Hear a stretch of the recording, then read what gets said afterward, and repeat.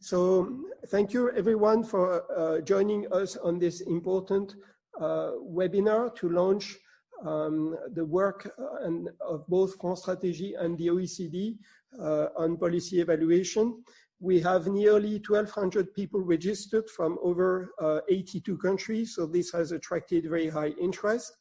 We are also very pleased to do this in partnership with France Stratégie, and that both the Commissioner of France Stratégie, Mr. de Margerie, and our Deputy Secretary General, Jeffrey Schlagenhoff, have agreed to open this with us.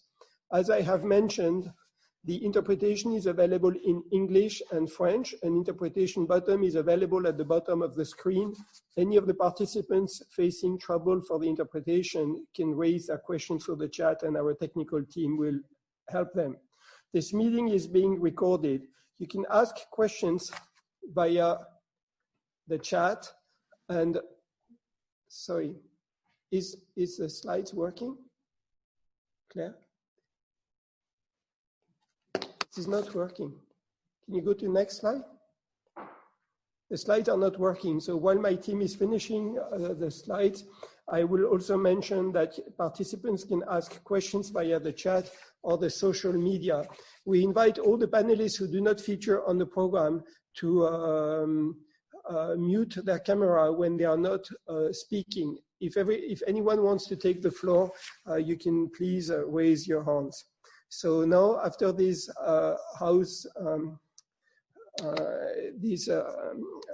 introductory technical comments, I have the pleasure to give the floor to Jeff Schlagenhoff, the Deputy Secretary General of the OECD. Jeff, the floor is yours. Thank you very much, dear Commissioner General, dear colleagues, distinguished guests. Allow me to begin by thanking all of you for attending today's webinar, organized in partnership with France Stratégie. I'm delighted to see a great number of participants from across the world come together to discuss the results of our cross-country reports and the role of evaluation in addressing the exit and recovery from the COVID-19 crisis. In a world marked by fragmentation, growing citizen demand, and multiple tipping points, governments are confronted with increasingly complex and interrelated challenges. In this context, it is essential to equip policymakers with the necessary tools for making government smart, responsive, and agile. Policy evaluation is one of those tools. It can help improve public sector effectiveness and the quality of public services.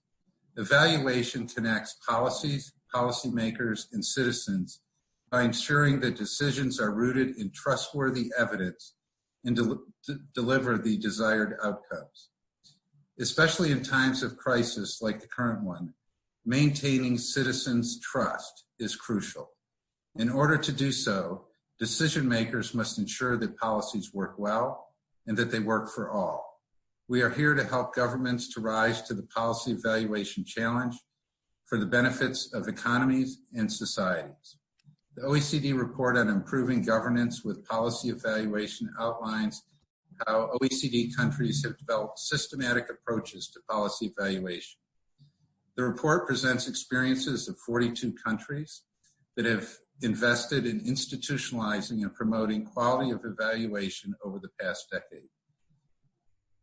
It is linked to and draws on the work of different policy communities that relate to policy evaluation, including in the areas of regulation, budgeting, and the center of government.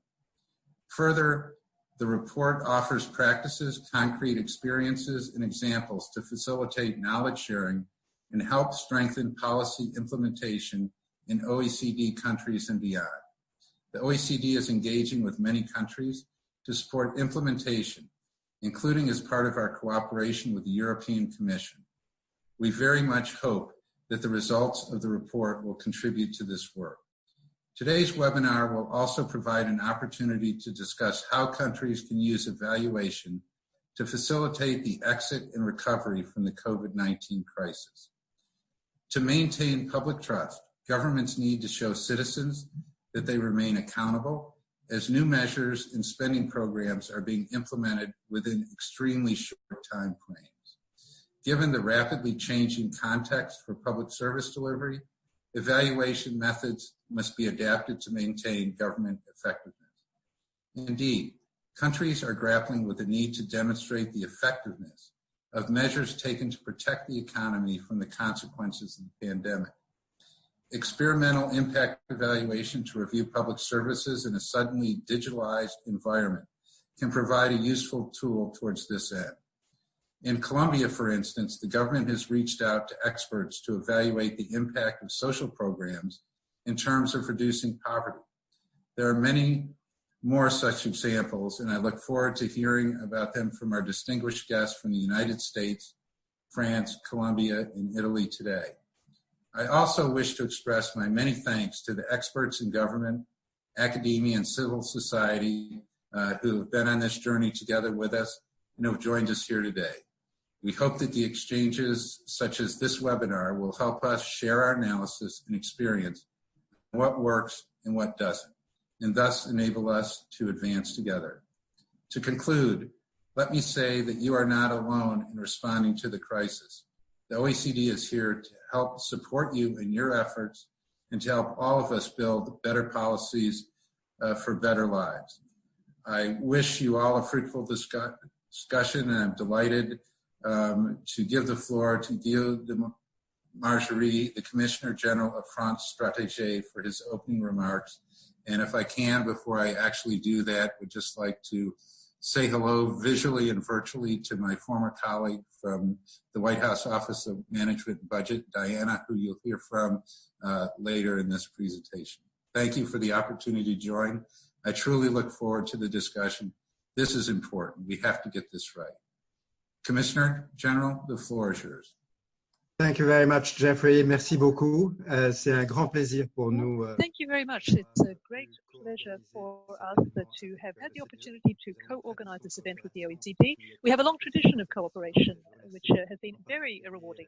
And in particular, I would like to thank Stefan, who has played a major role in putting this together. We have had a number of opportunities to discuss it with him. The subjects that you've mentioned and which bring us together today are extremely important in the functioning of our countries and our democracies. This is not a matter for technicians. This is something that is of primary importance in the political life and in the social life of our countries. It's extremely important to see this in an international context, as you see in the OECD report, and as we have done ourselves in the 6-country report that we published last year. Countries have different traditions, different histories when it comes to the way in which they implement public policy and evaluate it, and in the extent to which they take notice of those evaluations. I'm not going to concentrate on that so much. I'm going to concentrate on what all of these countries have in common, and with regard to which I think we all have something to contribute. I'm going to focus on method, I'm going to talk about what is covered, and I'm going to talk about the impact of the evaluations. Methods first. Over the past decade, huge progress has been accomplished in terms of the technical capacity to measure the impact of public policy. The capacity to do this, taking into account causality as much as possible, using techniques that compare what happens where policies are implemented with what happens when those policies are not implemented, or what happened in the past in the absence of such policies. The counterfactual approach. These fairly sophisticated technical and econometric approaches have played a major role in helping scientists to evaluate public policy. These are methods that make it possible to bring together elements that can be compared and studied by scientists.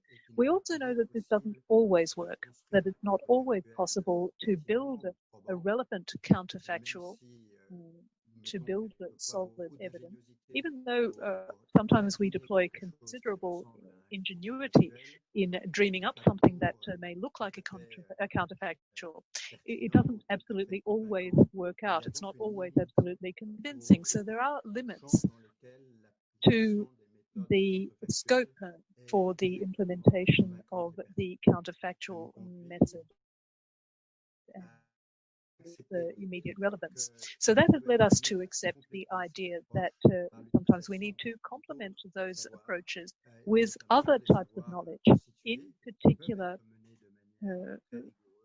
very rigorous social sciences that can be brought into play: anthropology, sociology, political science. So very often we need to have recourse to those types of knowledge as well.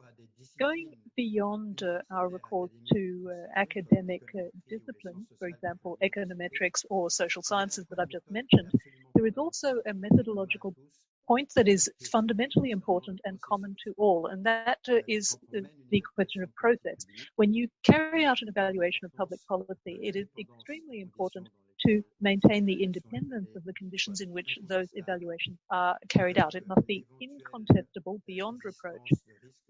The possible risk of conflict of interest needs to be understood and brought to light.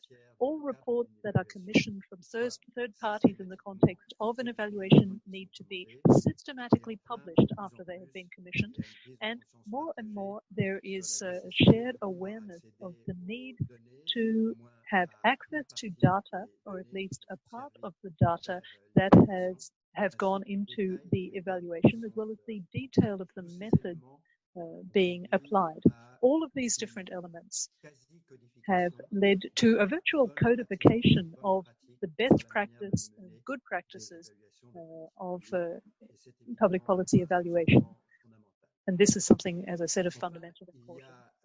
Finally, there is acceptance of the idea that we must all undergo a learning curve when it comes to applying these different methods, and that we're better today than we were yesterday, better yesterday than we were the day before yesterday, but we still have a long way to go.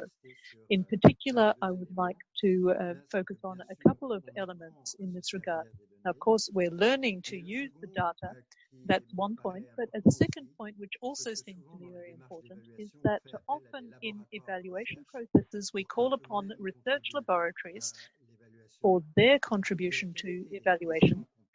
And the quality of the questions we ask of those laboratories is of determining importance for the outcome. If you want public policy evaluation to generate results that are usable by those who are responsible for developing, implementing, and correcting public policy, we must invest very methodically in our knowledge of what all of those practices are, so that the feedback, so that the result is directly used in improving the quality of our evaluation. That is something that seems to me really very important. We need to ask the right questions. To do that, if we do that, then we have a better chance of obtaining results that can be directly used afterwards and that meet the imperative of this debate on public policy. Just a few words about the scope now. To date, in most countries, there are policies that are being evaluated and there are other policies that are not being evaluated. I think that this is a situation which we can't allow to persist for too much longer. I think that the new policies being implemented will need to be adopted quickly, and we need to work towards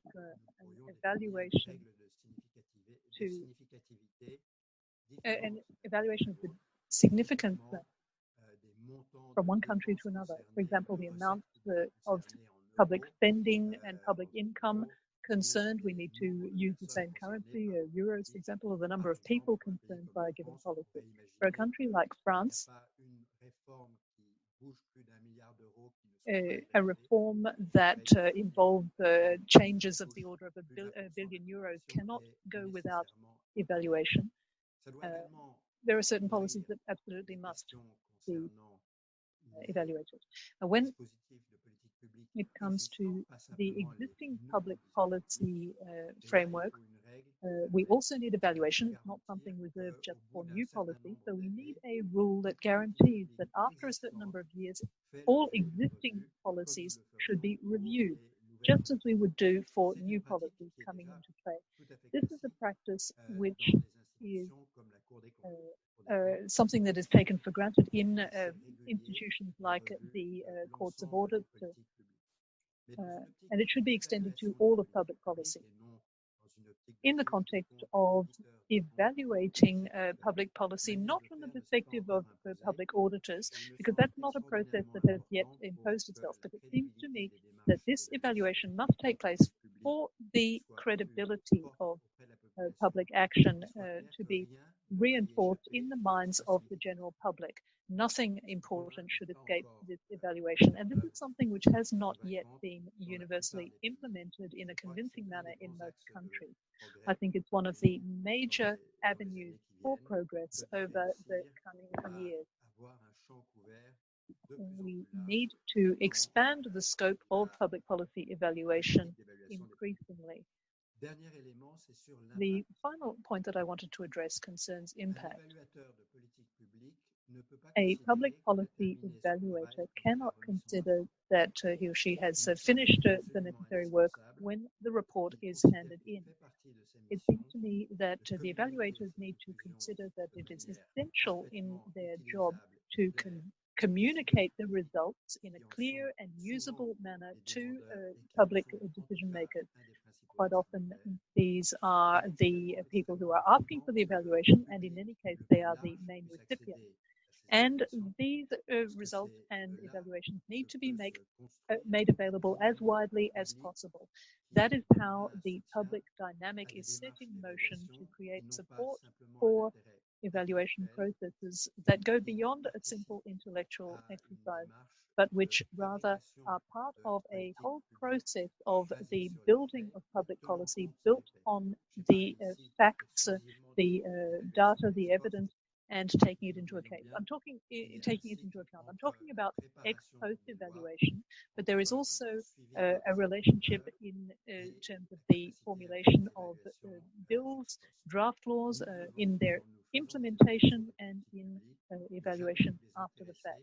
We should never leave aside the question of the impact policy has on the public and on the decision makers themselves. To summarize in very simple methods, with regard to methods, econometrics are essential and have enabled us to make huge progress, but this must be accompanied by other social sciences and other elements of process. The scope needs to aim to be increasingly exhaustive. All reforms in policy, all existing policies, as soon as they are significant in impact. And then finally, we cannot afford to leave aside the question of the impact of what we do. Thank you very much for your attention.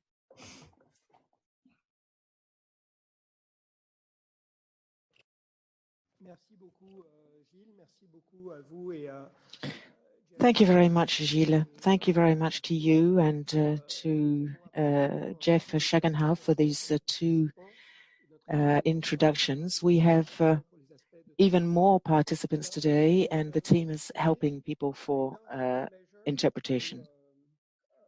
Present this report on improving the governance with policy evaluation, which is the outcome of nearly 3 years of work of all of our team, with work that was initiated by my colleague Eva Böserling in 2018 with a survey, and the whole team who is here with me today, with Ivan Stola, Claire Salama, Emma Contra, Simon Schmidt, Shashwat Korela, and Lisette, who have all helped and worked very hard on this report.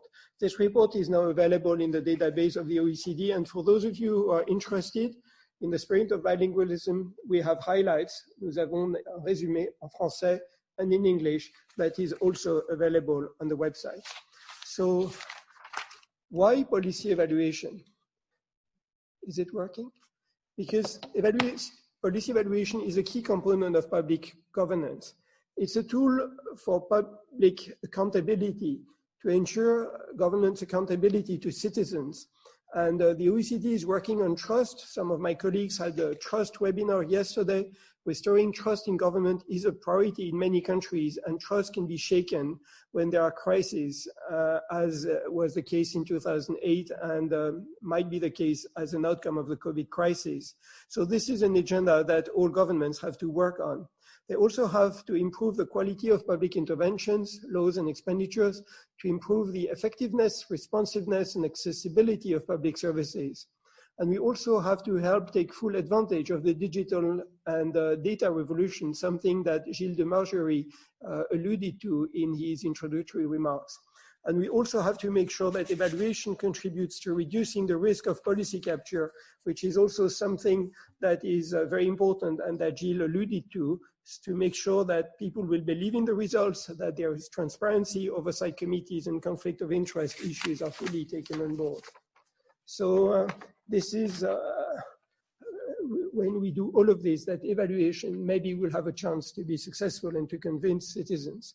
The question next is, how can we compare policy evaluation across countries? As was mentioned by Jeff Schlagenhauf, we have worked with an exceptional data set of nearly 42 countries, and I also wish to express our gratitude to all the experts, officials, delegates who have worked in these 42 countries on this long journey with us, checking every detail of the survey. So normally, all the results that will be available have been fully fact-checked.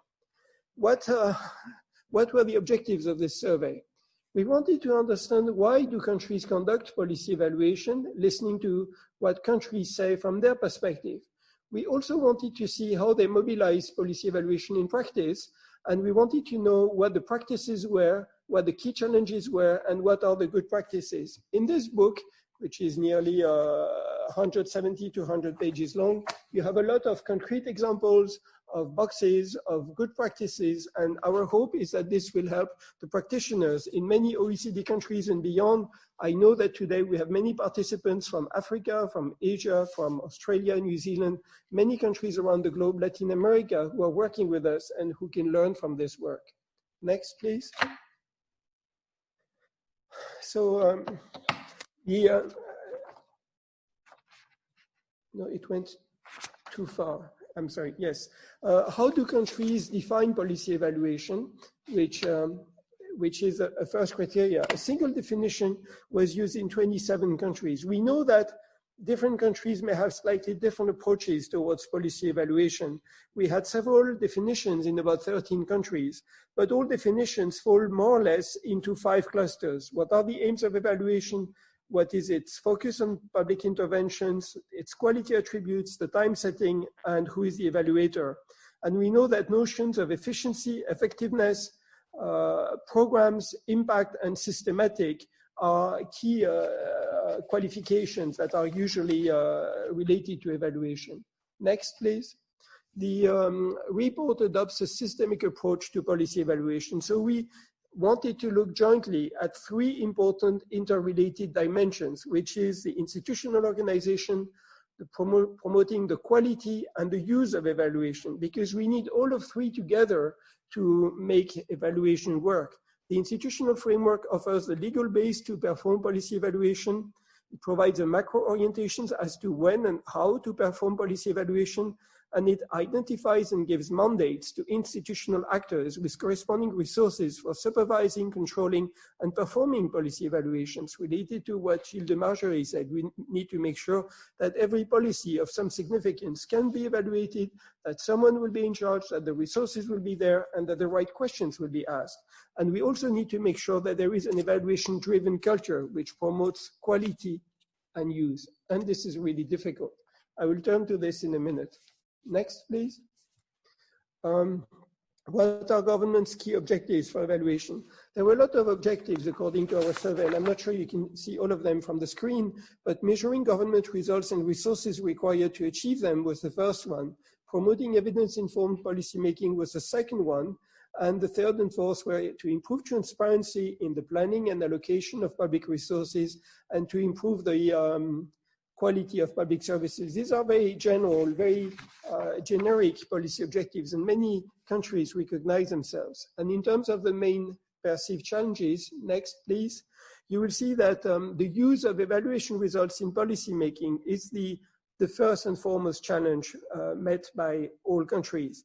The others include the need for a strategy for policy evaluation to promote a whole-of-government approach, as well as finding the human resources and the skills and promoting quality. And these are areas where OECD has been very busy. For example, we are currently working with Lithuania on a whole-of-government approach and promoting evidence-informed policymaking. We were working and launching a report in Dublin earlier this year, just before the COVID, on these issues of the IGES, which is basically a scheme for ensuring capacity throughout the whole Irish government economic evaluation service. Next, please. So in terms of the institutional frameworks, we have policy frameworks, legal or regulatory frameworks, and many countries have policy frameworks. Here we wanted to give as an example the policy and results in Canada, which is pretty exhaustive and reflects the very thorough and complete role that the Treasury Board plays on these issues. And I'm very pleased that Christine Minas from the Treasury Board will be with us as part of this discussion.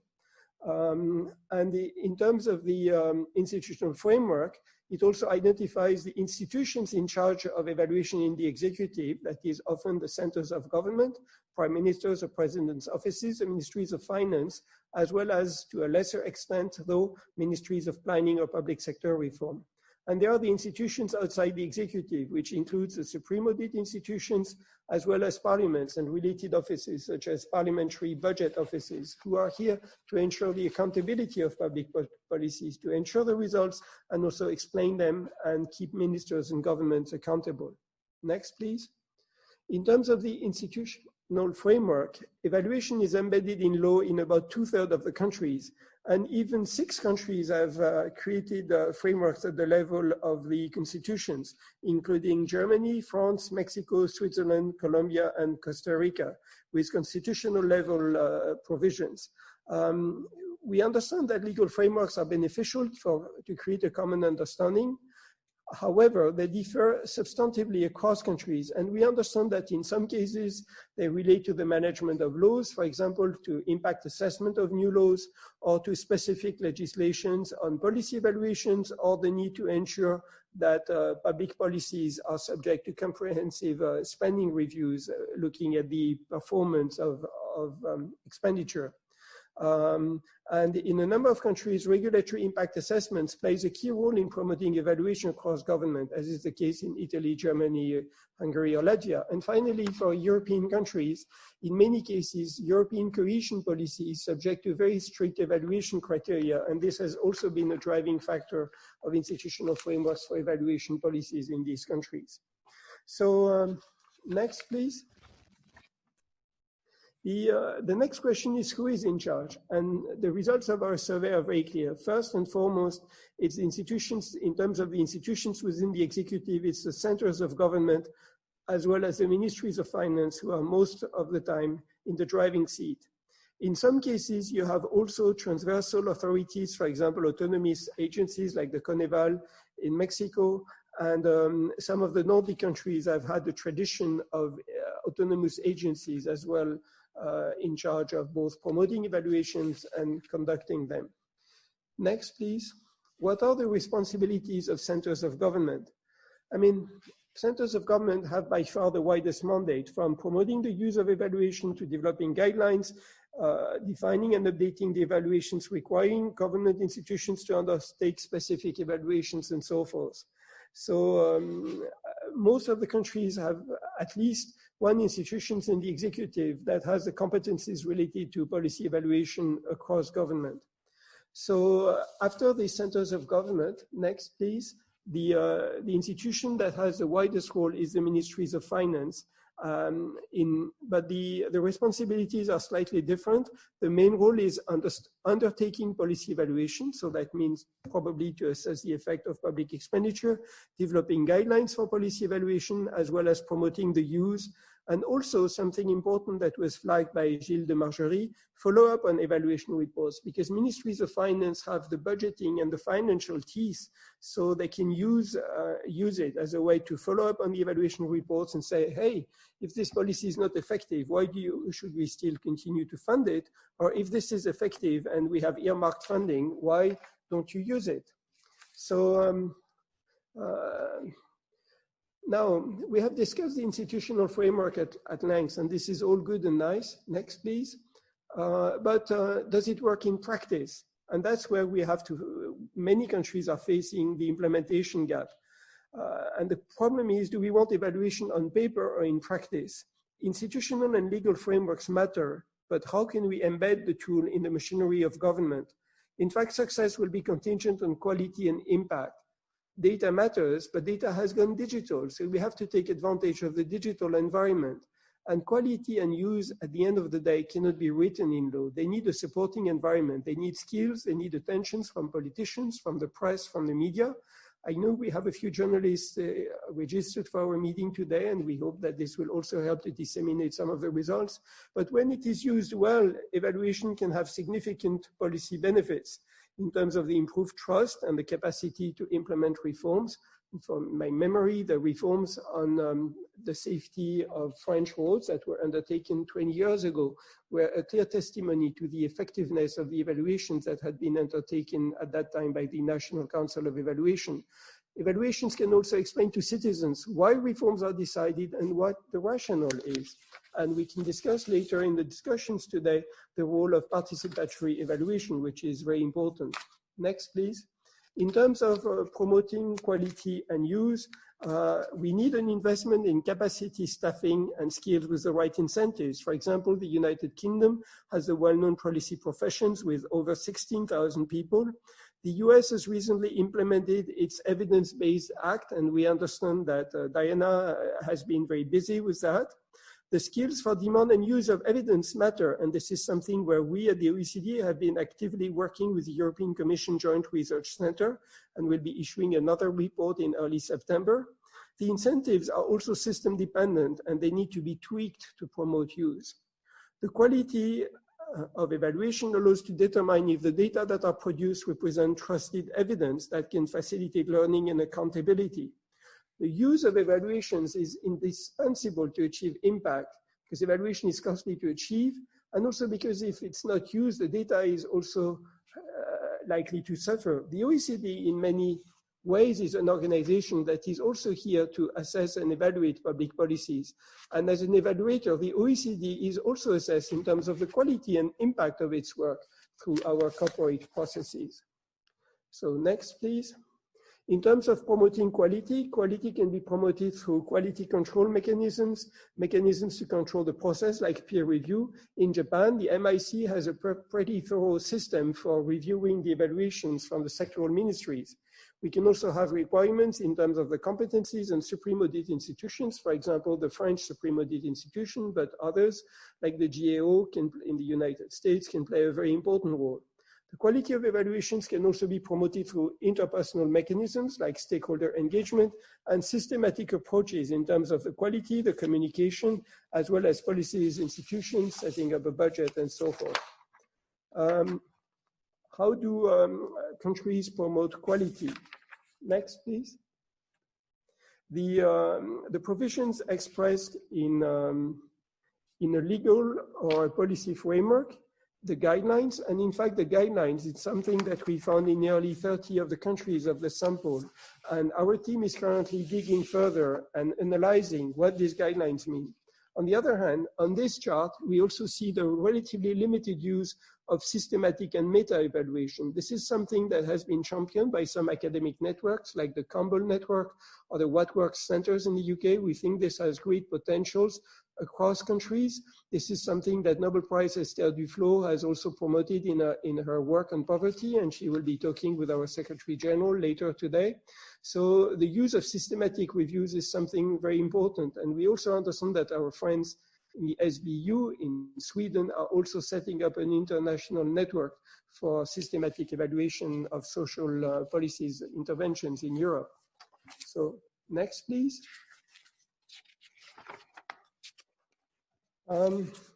The other aspects is an investment in skills. The mechanisms include providing training, creating network of evaluators, creating advisory panels or specific job categories.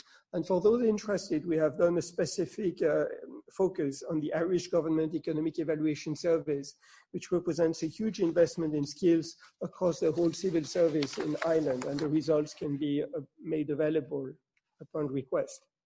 Next to quality is the challenge of promoting use. What are countries doing in this area? Next, please. The countries are in fact using a mix of mechanisms like a grading and rating system, a management response mechanism at the level of specific institutions, a coordination platform. But examples include presenting and debating evaluation results in cabinet meetings, or setting up a web platform to store all the evaluations that had been commissioned and facilitating access. So in a sense, there are two challenges. One challenge is knowledge management, knowing where are the evaluations, what are the relevant ones, and how to access them. The other challenge is making sure that it is being used at the right time and to the right people, which is often the challenge of knowledge brokerage, that is transforming the results of evaluation and bringing them to the attention of policymakers. In this, in promoting the use, next please, something very important is, do we make the results public? And I would say not as much as what we would hope for as an OECD, an international organization committed to transparency and dissemination, and not as much as we would wish many in the countries would, because less than half of the countries make their policy evaluations available by default. In some, it's publicly available upon request. In others, it's available across government or only for selected officials. So there are different practices. We understand that, for example, the evaluations of cohesion policy in Europe are generally all the publicly available all the time. So is the case for most of the evaluations done by supreme audit institutions, but other evaluations which are done within government, sometimes by the inspections and other control bodies, are not systematically public. The next, please. So how are the policy evaluation findings used? And in fact, they can be used either at the center of government, for example, through the discussions in cabinet meetings, or through the incorporation of policy evaluations into the budget cycles. So these are the two main mechanisms. And of course, the broad evaluation of the main government policies are more likely to be used. This is practiced more for government-wide policy priorities than for specific policy areas. Next, please. Countries have been discussing findings at the highest level of government and in parliament. For example, in the Council of Ministers, or we have the case of Korea in the report, or in parliament with the use of evaluative evidence in the budget cycle, or requiring more performance data. Or for example, France has recently set up the Spring of Evaluation, which is a way to promote evaluation at the level of the parliament. I will try to finish quickly for the last slides. Next, please. So the challenges are to achieve trust, and trust is essential. We have to address the conflict of interest to ensure professional integrity, transparency, and also look at the institutional design. And in this respect, the What Works Centers in the UK are a very interesting experiment. However, relevance matters as well and requires proximity to power. While autonomy makes evaluation more thorough, distance from policymakers risks making the results less usable. So the dilemma is still whether evaluation should be performed by agencies working at arm's length from government with full technical autonomy, or whether we need to build core skills within government. I think the debate will still be with us for a generation. The question will be, how can we resolve these trade-offs and make sure that we can combine professional integrity with relevance and proximity to power to make sure that the results are used? So the key takeaways from this work, and this is the last one, is that evaluation is a key tool to support policy implementation. Communication is also essential. It's essential to be understood and to be heard. In my early years, I was trained in econometrics, and you can be sometimes dying in econometrics with all the caveats. So the challenge is to build something that is sound, but at the same time to be able to express it clearly in a way that you will convince people and that they understand what you are saying, and so that they trust you at the same time. There is an important role for knowledge broker in this area. The the institutions and the actors that are here to transform the results of policy evaluation into something that can be used and communicated. And there is also a need to focus on what makes a healthy evaluation ecosystem. That is the capacity for implementation, the skills, the governance of the data is something important. And then, of course, we are all here wearing masks and having strange lives today, although we are back to some form of a semi-normal in our own country, the implications of COVID. How quickly can we get evaluations done? How much speed can we achieve versus preserving methodological integrity? And yet, at the same time, as I hope will be shown to you by our colleague Benoît Corré, evaluation will have a key role to play to help government get out of the crisis, because given the amount and the expenses that governments will have to devote to restoring the economy, citizens would want to say, what are the results and what have we achieved? And this is where evaluation will have a key role to play. Thank you very much. Now I will turn to Vincent Ossiliou. Vincent, vous avez la parole.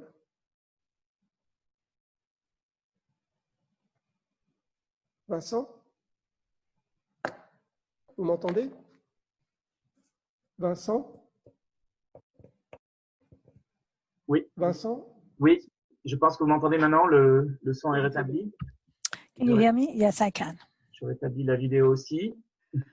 Try and get the video Bonjour à back up tous. and running. Good afternoon, Donc, everybody. nous avons le grand plaisir aujourd'hui de vous It's a great présenter pleasure for us avec Adam to Baïs un present travail qui with vise à Adam identifier Baïs les bonnes pratiques en matière some research that d'évaluation we've carried out ex post concerning des impact politiques publiques, evaluation and what France afin can d'en learn from the tirer des most leçons advanced pour en countries. renforcer l'impact sur And la qualité this des politiques is so publiques that we can fondées sur les actually faits. understand the Ce impact of travail these est un studies. travail collectif This is a réalisé par collective Rodolphe Desplat, Sandra exercise Debu, Clément with Sandra Lacotte-Fougère, Debu, Alain Franois, Alain Pierre-Henri Franois, Bonneau et Adam Pierre Baïs. Dominion et Adam Certains d'entre eux Baïs. sont présents pour ce Some are webinaire et pourront répondre aux present questions here sur certains points spécifiques. and some Ce travail s'est déroulé are en deux not. étapes principales. D'abord, une We analyse carried out the work in bibliométrique de two publications dans des revues main scientifiques à comité de stages. lecture. First of all, we looked C'est at un recensement des publications. publications We scientifiques qui se looked font sur at des analyses scientific d'impact publications à partir de méthodes and expérimentales et we quasi-expérimentales, looked at capables de experimental and mesurer ce qui, dans les experimental résultats observés, results, which est allowed us réellement to look attribuable at à la the politique results publique. that have been obtained La and what deuxième is étape a donné lieu directly à la réalisation d'un travail linked to documentaire policies. par l'analyse des Second sites part Internet, looked des at rapports internet et de la sites, bibliographie reports, sur le sujet and dans chacun des videography pays, in ainsi each que of the par un grand nombre countries. d'entretiens avec les And acteurs locaux de based l'évaluation. on interviews with Nous local avons choisi les representatives as well. États-Unis, We la chose the Suède, United States, le Sweden, Canada, Canada, le Royaume-Uni et l'Allemagne, UK, and car ce Germany, sont des pays parmi les plus because avancés dans le domaine de these are the l'évaluation countries ex post des politiques that seems publiques. to be the most Nous advanced in savons this que form of d'autres pays evaluation. sont également We know that other très en countries pointe dans are also l'évaluation des politiques publiques. very Mais notre choix a été in en partie advance guidé concerning this par des form of considérations de evaluation. langue. But Même we si also nous wish to maîtrisons take une diversité de langues language au sein de France questions into Stratégie, consideration. There's a il y a great deal of malheureusement des pays diversity, comme les Pays-Bas, but there le are Danemark, countries la such Norvège, as Denmark, le the Japon, la Netherlands, Corée, Japan, que Korea, nous aurions souhaité and couvrir, others we would have mais pour liked to lesquels study aucun them des as collègues well. n'était But in capable fact, none de of our déchiffrer les colleagues rapports dans la is langue du really pays. capable of C'est le understanding the cas pour language d'autres of the pays, car country nous souhaitions amongst the aller colleagues who are carrying réellement out this dans le work. détail des So études it was menées important et if we des wanted to organisations really understand institutionnelles it de chacun properly des pays que nous to avons couverts be dans able cette to analyse have qualitative. access to the documents and Un understand rapport a them été clearly. produit sur chacun des The 5 report pays retenus pour was l'étude, issued for ainsi 5 que countries pour la France. and for France. Un document de travail en fait la synthèse. There's a Pour working chacun des document pays. which Il sums up existe the également case of une each of the synthèse countries. There is courte, also mais malheureusement, c'est uniquement la synthèse courte an overall qui est disponible en anglais resume, à ce which stade. is available only Tous in les English documents for sont the time being. accessibles en All the français documents are sur le available site in internet French de France Stratégie. on the France Je Strategy voudrais site. attirer votre attention I'd like sur to le draw fait que your ce travail ne attention to the concerne fact que l'évaluation that ex this post des politiques concerns publiques only ex post fondée sur la analysis recherche and de evaluation causalité entre les based mesures on prises, les effets the attendus cause and et les effect effets mesurés. of effects of decisions Ce that are travail taken ne and concerne pas les measures études that are d'impact implemented. ex ante This qui doesn't accompagnent les concern projets de ex loi. ante Il a été publié fin evaluation, 2019 which et le travail goes de ahead recherche s'est with essentiellement déroulé draft en bills. 2017 et 2018. In fact, the work was Donc, carried il est out in possible que 2017 certains and aspects 18. aient Some évolué dans les aspects pays may couverts have par changed, l'étude particularly depuis in la the fin du countries travail that de we've recherche. studied since Si on the peut research passer was à la carried out. deuxième slide. Second slide, please. Donc, la première partie du travail a consisté en un travail de So, recension as I de said, l'ensemble des our publications first dans des revues à comité de aspect of lecture, this study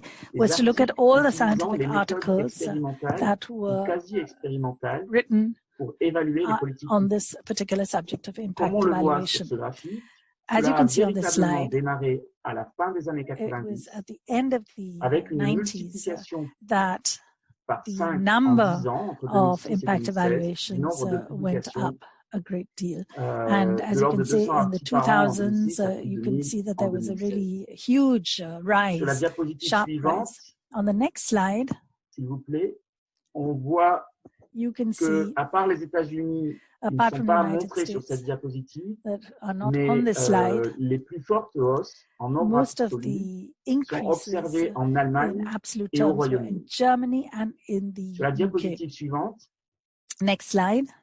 on voit que les You can see États-Unis sont à that the l'origine United de States 2900 publications started off by having scientifiques en cumulé 2,900 scientific jusqu'en publications 2016, or articles on puis impact viennent evaluations ensuite up en to nombre absolu 2016. la Chine, And then le there was Royaume-Uni China, et l'Allemagne. United States, United Kingdom, and Sur Germany. la diapositive suivante, On the next slide, lorsqu'on mesure you en can see that publications when you par actually million compare d'habitants, these la publications by Norvège, millions le of Danemark et la inhabitants, Suède Norway, sont loin Denmark, devant. and Sweden are way ahead. Le nombre d'évaluations est une métrique The importante number car of sans travaux evaluations empiriques, is an on ne important peut tirer des metric leçons because without des échecs empirical ou des studies, succès it's d'une very politique difficult to publique understand et la faire the évoluer dans le scale bon effects sens. of Produire policies ces and whether they are analyses actually est moving donc in une the right condition direction. nécessaire, Therefore, it mais is naturellement important tout à fait to insuffisante pour look que les études at d'impact these atteignent leurs studies, objectifs but et also notamment what is celui important de is to see contribuer de manière whether décisive these impact à evaluations l'amélioration des achieve politiques their publiques. goals, C'est là and that l'objet de is l'analyse to plus qualitative improve que de mettre en the évidence les conditions de results. succès So pour que the les évaluations de politique publique exercent conditions of elles-mêmes réellement success have to be un embedded impact so positif that sur it la would be possible définition to have et la a mise en œuvre de ces positive politiques. outcome from the Je impact laisse donc la evaluations that parole are carried maintenant à out. Adam Baïs Let me pour vous give the floor to présenter Adam Bice, quelques-unes des who will conclusions show you de l'étude qualitative some of the menée sur aspects 6 of pays. the qualitative studies that we carried out on very targeted areas. Thank you, Vincent. Hello, everybody. I'll just show you the best practices. So if you could just skip a couple of the slides till we get to that. If you could just come back to the one before. Institutionalization of impact evaluation.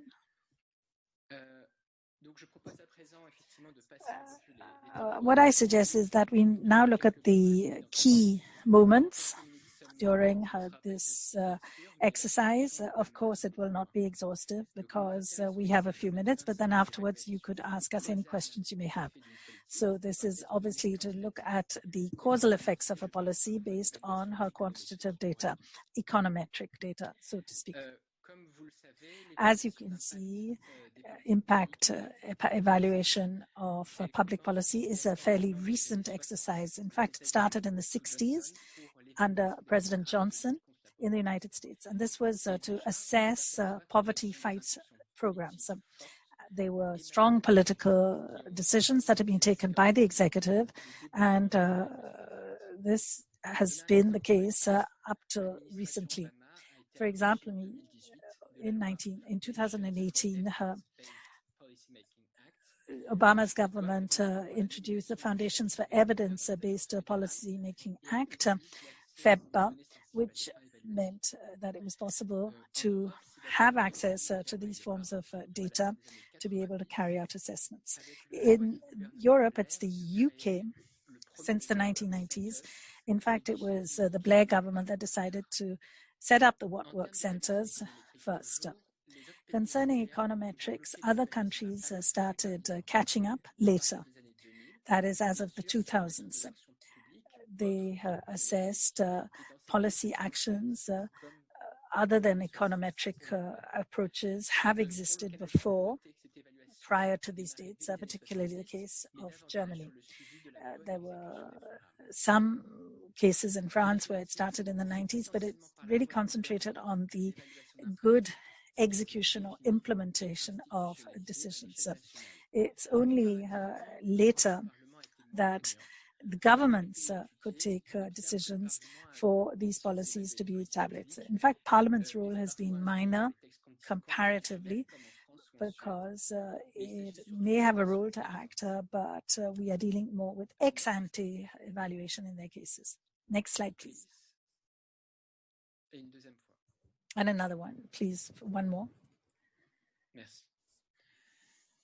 Alors, comment choisit-on les politiques? How does one actually decide on the policies that are to be assessed? And in the studies that we studied, we could see that there were ad hoc criteria such as experimental nature of the reform or the economic stakes, timetable for the implementation of the reform, etc. But social demand for evaluations from Parliament or social partners or the media, citizens or private foundations is particularly strong in the US, UK, and Sweden, not in the other countries. Parliament, of course, could decide to adopt certain decisions. For example, in France, PACT law has got an embedded assessment evaluation in the law itself. In Germany, for example, it is compulsory to have ex post evaluation for each law when there is a certain budgetary threshold that has been crossed. Next slide. In all the different countries, it's the ministries that actually are the main bodies that demand these evaluations, but financing can vary a great deal from country to country and ministry to ministry. In the United States, for example, some departments have very large budgets. For example, the Labor Ministry had a huge budget in the United States compared to others. Who actually carries out these evaluations?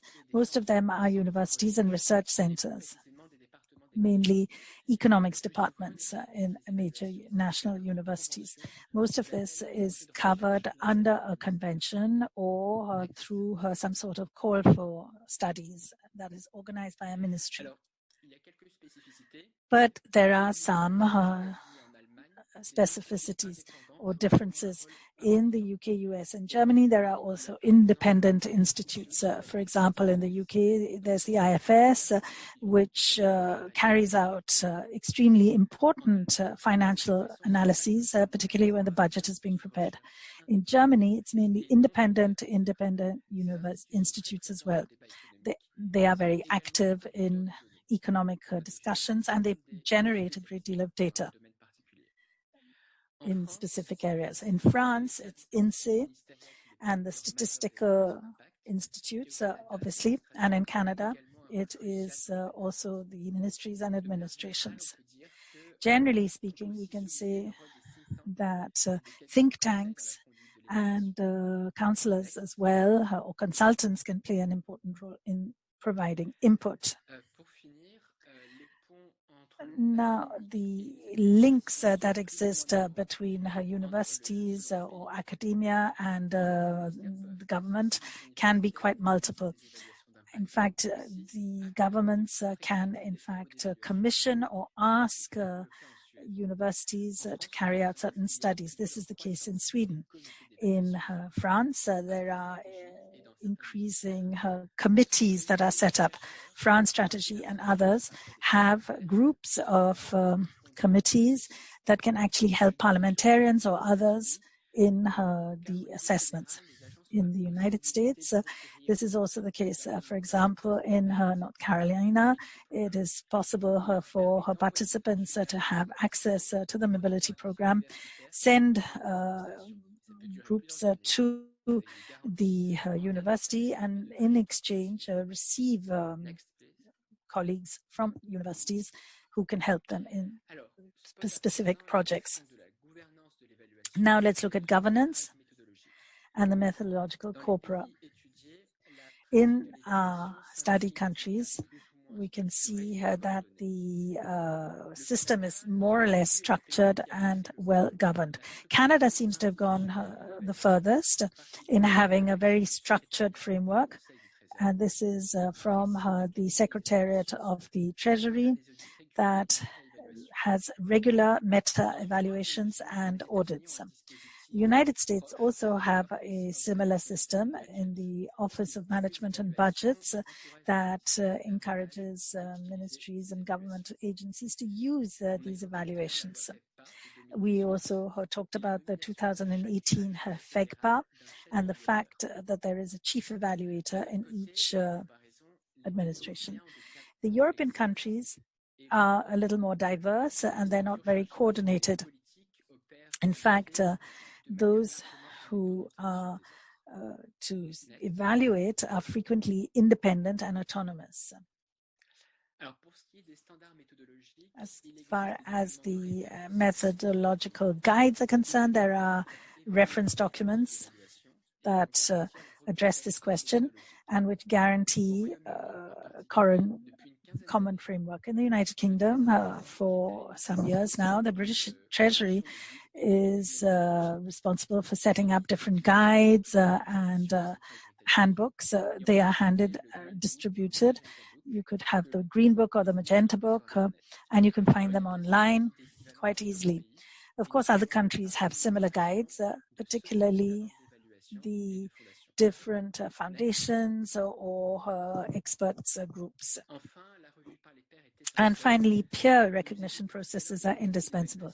We've talked about the committees that help in the whole process. In Canada, for example, they have what they call a credentialed evaluator. It's a form of accreditation or certification which was developed in 2009 by the Canadian Evaluation Agency. And to get this particular credential, you've got to actually prove your ethical standards and evaluation competences, and also the way in which data is collected.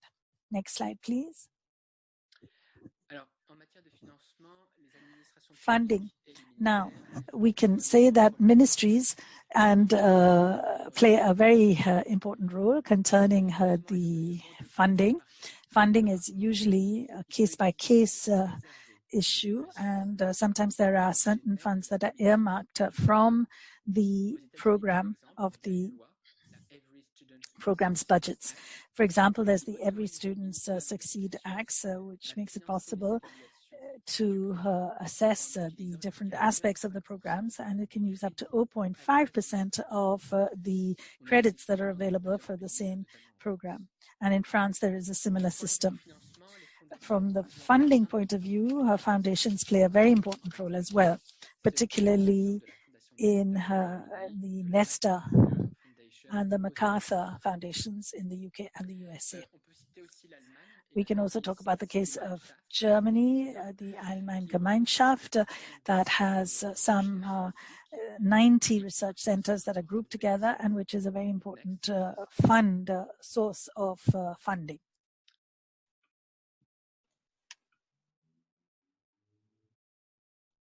Alors, peut-être juste une slide avant.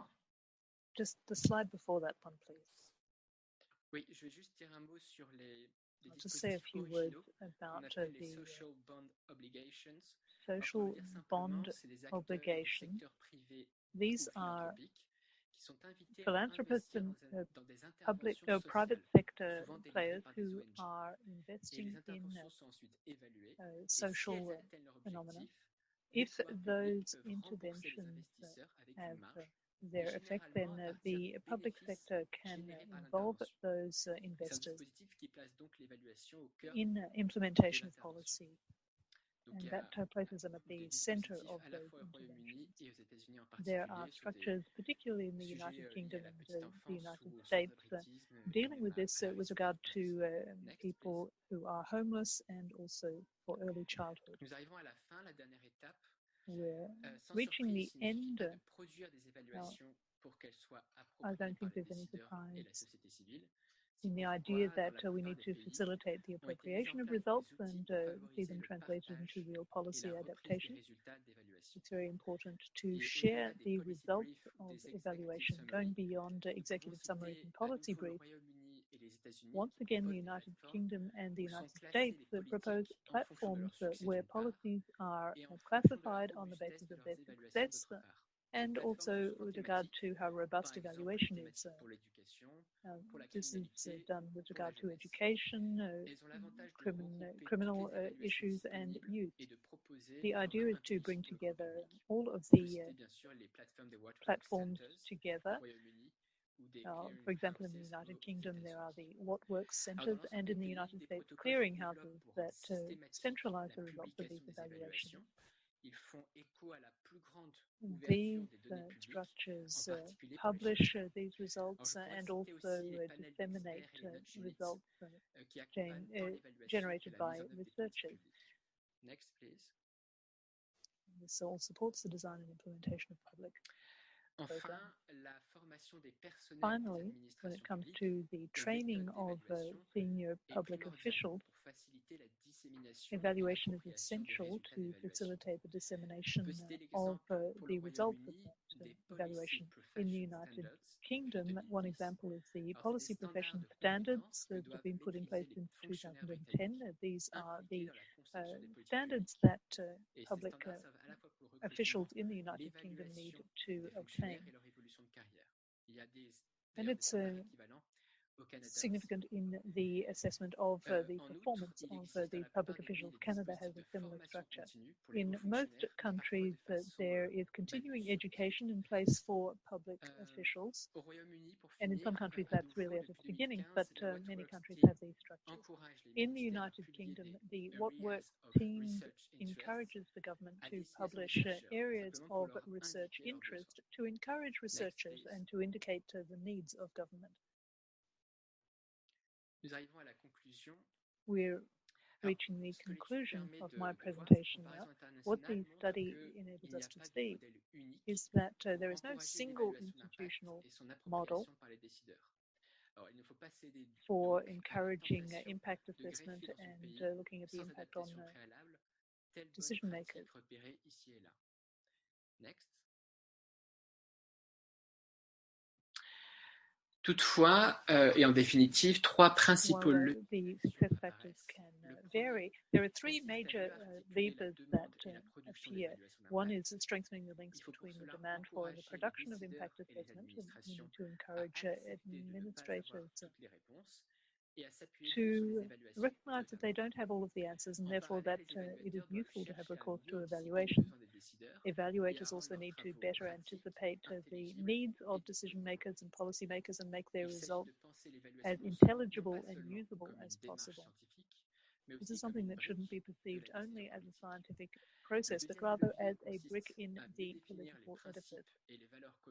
It's very important to determine the shared issues, practices, and results of impact evaluation to ensure that it is something that becomes a long-term structure, so that the results are made available and so that there is a spirit of experimentation and innovation.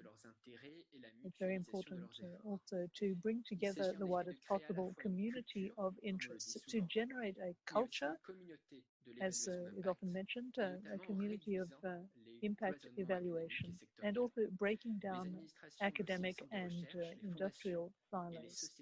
It's very important to bring together evaluation societies with other stakeholders. Thank you very much for your attention. Donc vous avez ici mon adresse mail. Here you have my email address. As Vincent was saying, this is long-term work, and we're very open to any suggestions, any contributions that you may have with regard to updating our work. Thank you.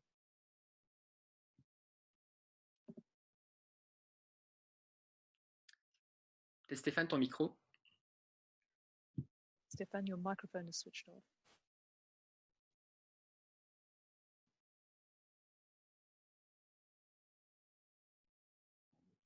Unfortunately, the speaker's microphone is muted.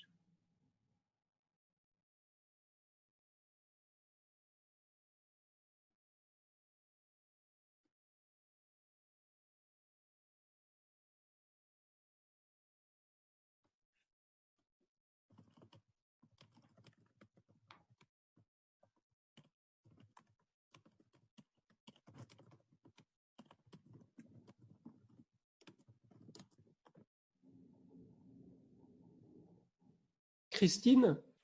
Yes. Christine? Great. So I wish to thank the organizers for inviting me today.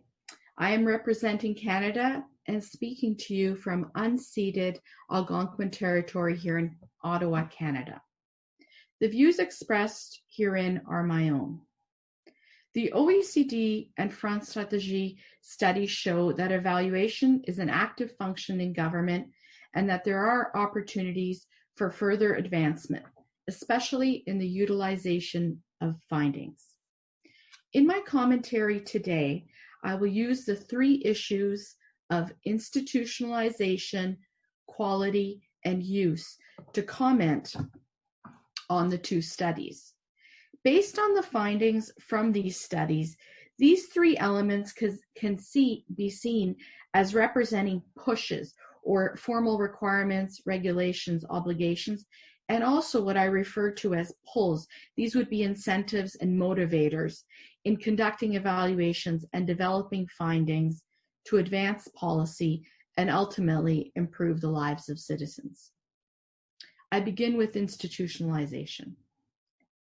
The OECD volume documents that significant investment has been made in establishing strong institutional structures in many countries.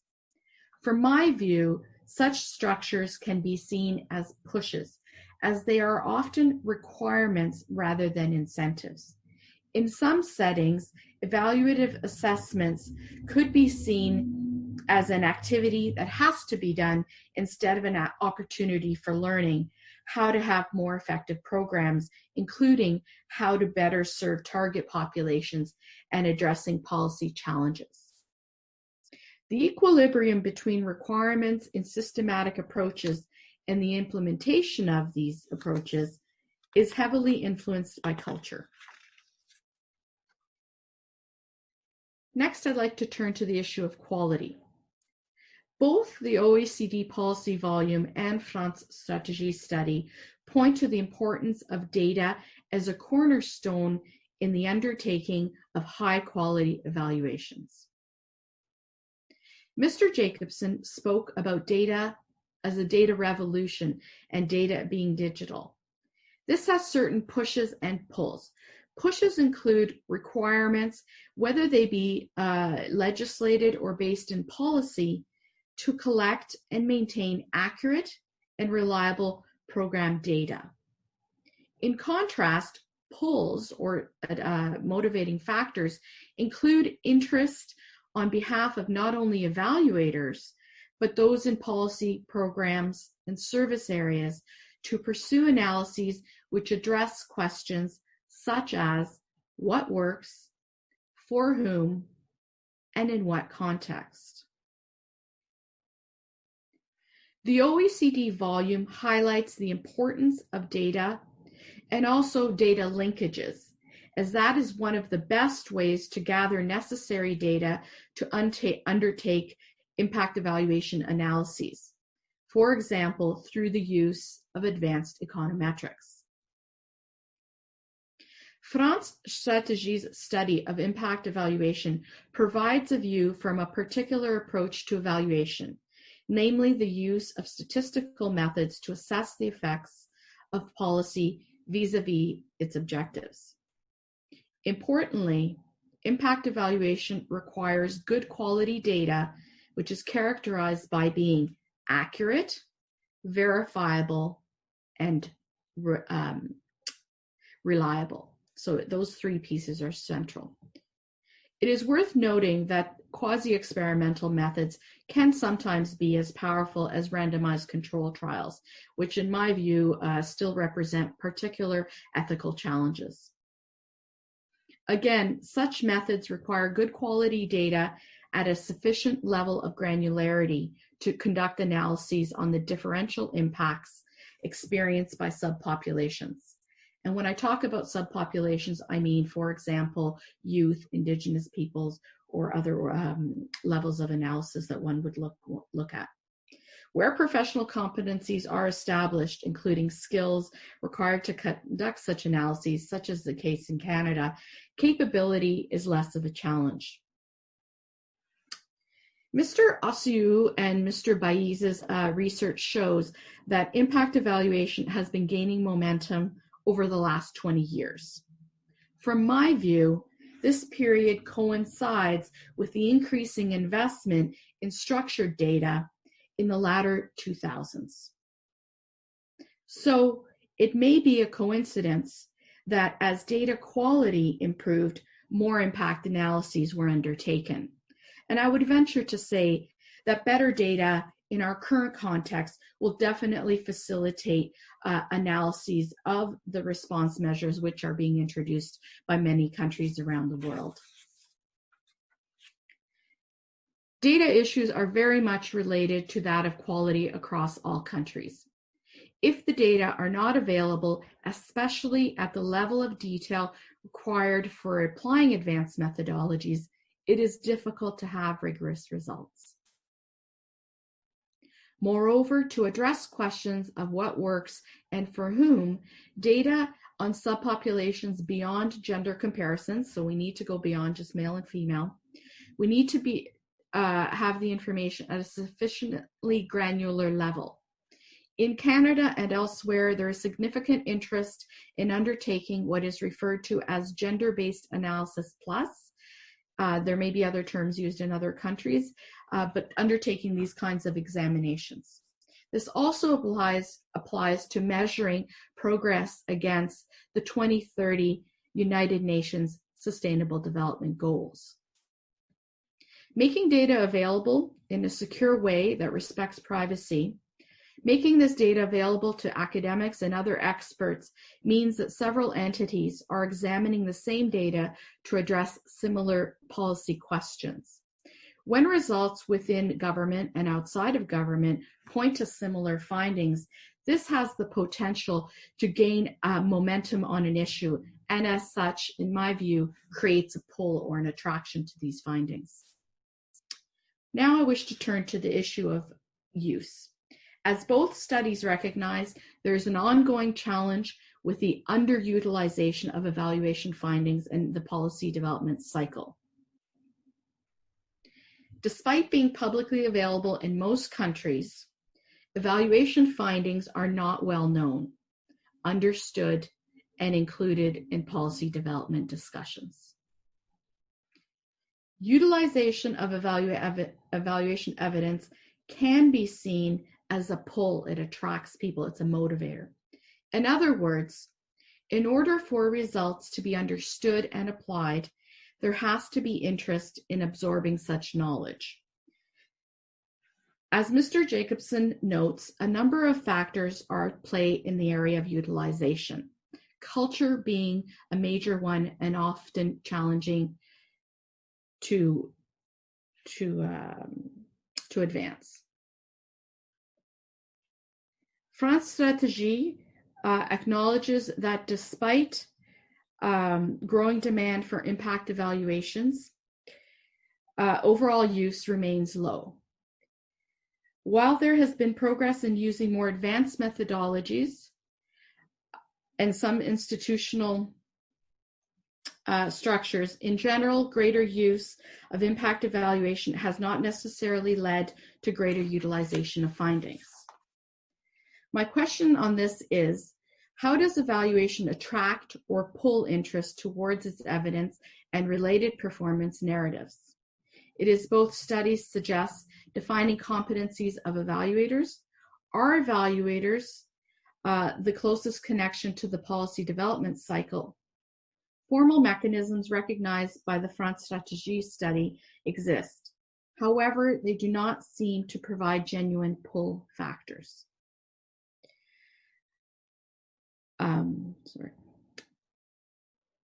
But rather they look at push through formal requirements associated. Yes? Christine, I can't hear you, Stefan. if you could wrap up. Yes, okay, I'm almost done. So I just wanted to say in conclusion, both the OECD policy volume and France Strategie study illuminate factors that are pushing and pulling within the evaluation field.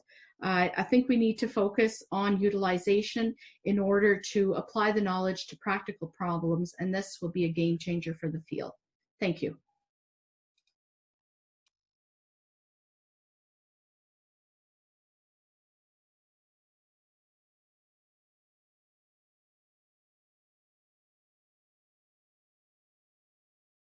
Stefan, you're muted. 1 moment. Who is also the chair of the Regulatory Policy Committee. I'll say again, I give the floor to Stefan Naundorf, a longtime friend and colleague from the Chancellery in Germany, very interested in the ex post evaluation of new laws. And Stefan is also chairing the OECD Regulatory Policy Committee. Stefan, the floor is yours. Stefan and team at the OECD and at France Stratégie, merci beaucoup for this invitation. Unfortunately, my French is not good enough and not fluent enough to talk here freely and in an appropriate speed. So, first of all, this is a great event, and you have both of the reports are collecting impressive data, and this is really helpful and very, very necessary to further develop the issue of policy evaluation. But at the same time, it's worth looking where we stand in this complete process. And when I look back, I can see that the OECD has issued its first recommendation on basically policy evaluation practices in 1995. The Regulatory Policy Committee has touched base with the issue of evaluation in its recommendation in 2012. And the Regulatory Policy Committee has also issued best practice principles for evaluation.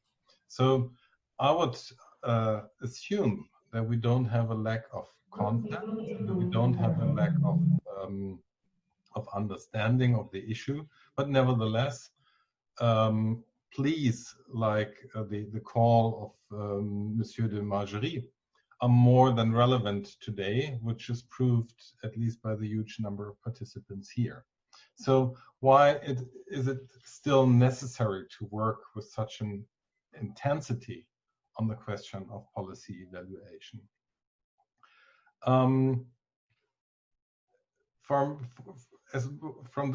Against the German background and also following the discussions we have in the regulatory policy community, we can see some potential issues which might make it more difficult, and it's not that different to what my distinguished colleague Christine has already showed here. And the first and perhaps most relevant issue is that perhaps sometimes we are mismeasuring the real life.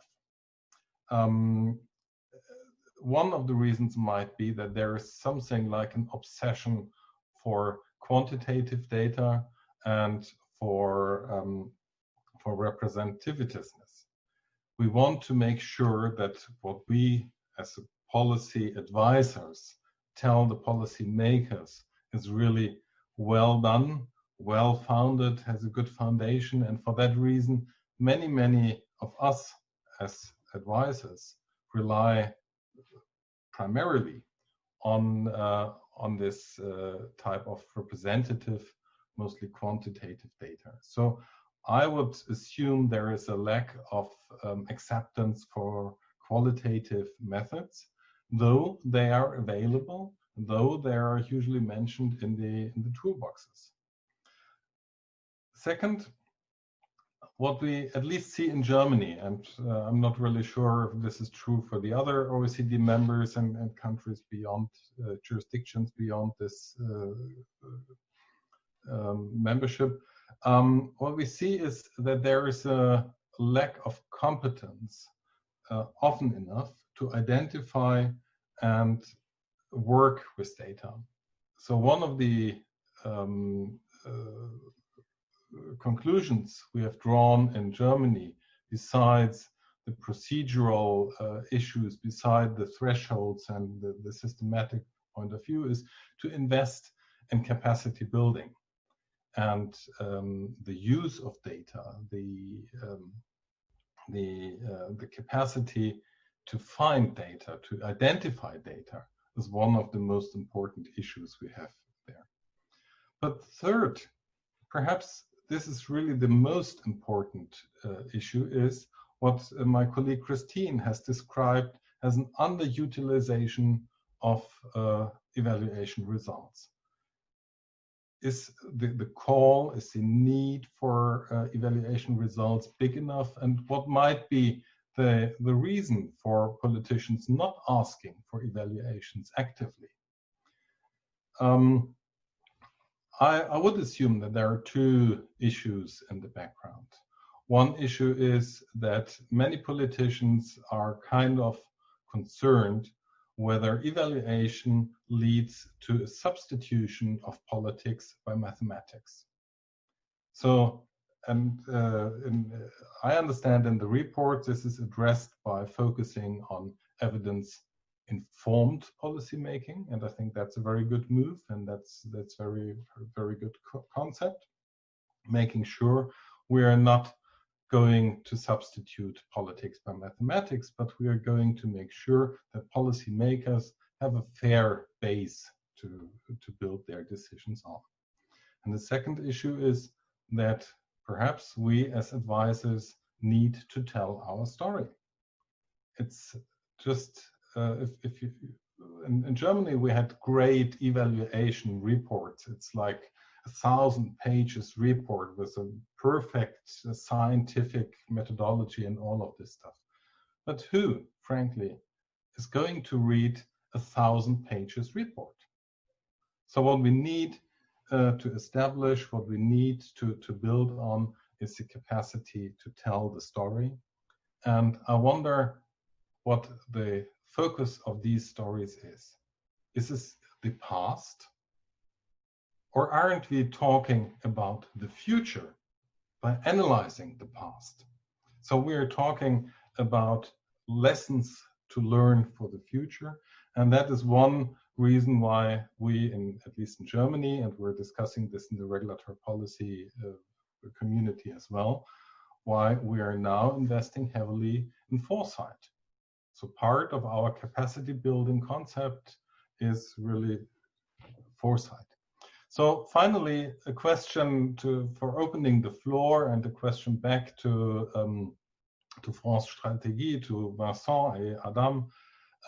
The question is, if you would have the chance to be in an elevator with Monsieur le Président Macron, and the elevator is stuck, let's say for a minute, you have a chance to talk with this special, very important and most relevant person for just a minute. What would be your recommendation regarding the issue of evaluation? What should Monsieur le Président do when he leaves this elevator? So thank you very much for your attention. Thank you very much. Can you hear me? Can you hear me? Yes, we had a few technical issues, so I hope you can excuse us. We have had quite a few questions on the chat, but the time is, we are a little bit behind in terms of our time. So I suggest to compress the time for questions, and then we will continue to exchange bilaterally.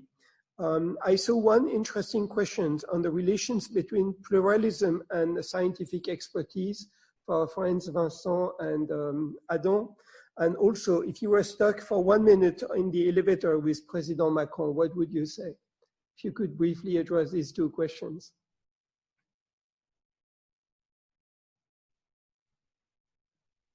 Vincent? Donc, sur le pluralisme, c'est un sujet sur lequel nous sommes well, on pluralism, this is a subject that we are very intently involved in, because we think it's very important to have several different teams working to evaluate the same policy. And the experience in France Stratégie has shown us that often empirical studies reach different conclusions. And the reconciliation of these reports is extremely important so that we can understand why, with empirical tools, we end up with conclusions that are different. And often it seems to be because there is a multiplication of different ideas that gives a very complex vision of the scale of public policy. And the question, 1 minute stuck in a lift with President Macron, I think that in France there are a lot of things that we could do to improve the evaluation of policies, public policies, but I think that there would be two important proposals that we would make. First of all, there should be a better coordination between the evaluations by trying to be much more overreaching and covering all of the public policies. Some of these public policies are well evaluated, but others are not evaluated at all. And it would be very expensive to do so, and expensive for the citizens. So that's the first thing, that these evaluations should be better coordinated and the evaluation should be better disseminated. Another thing that I think France is not doing quite as well as other countries in is the issue of training civil servants so that they are better aware of evaluations and the discussions that can be had between the civil service and researchers who are working on evaluations, so that both sides can better understand, can better communicate, and can better share the results of these evaluations so that they then can materialize. Thank you very much, Vincent. Well, I will just myself briefly address two of the comments that were made, and then we will prepare everyone for a quick polling questions. There were some comments made on the data and the governance of data, and I think from an OECD perspective, this is very important because we need to make sure that people can access administrative data, that governments know how to manage a stock of data, which is probably currently one of the most valuable stocks of that governments own, and that they can connect both statistical data and administrative data. And there are some good practices like the integrated data infrastructures in New Zealand or some of the Nordic countries, which have fully linked registries, population-based registries. My second comment is on evaluation and some of the questions and comments that were made. For me, this reminds me of my early years when I was doing work on health economics and pharmaceutical policy. The risk for evaluation is a bit like pharmaceuticals, as they were analyzed, I think, in some proceedings of the National Academy of Science in the US many years ago. There is a risk of overuse, underuse, and misuse. Overuse because some areas are over-evaluated while other areas are under-evaluated. There is a risk of underusing the results almost all of the time. And there also is a risk of misuse, with some ministers asking for some evaluations very quickly to just justify the ideas that they had in mind without sometimes looking closely enough at some of the results. So we also know that this is an area that receives close attention by our policymakers at the highest level, and I've heard the current French president, when he was still a minister of the economy, addressing official meetings at the OECD and underlining the importance of evaluation. So the other comments were on the role of guidelines and the need for follow-up. The OECD will be working on guidelines in the future, looking both at what exists in the areas, for example, in terms of quality regulation and budgeting, and also digging deep into these guidelines, and we'll follow up with some of the interested experts. Now I will ask Megan to get the polling questions, and we'll have a quick poll so that we can get a novel moment to see what people think. So where do we need to learn more in the area of evaluation? Better listening to citizens, ensuring the technical quality, ensuring that they take advantage of behavioral of cognitive sciences, promoting the use, or strengthening the capacity. Can you vote now? Megan, can everyone vote?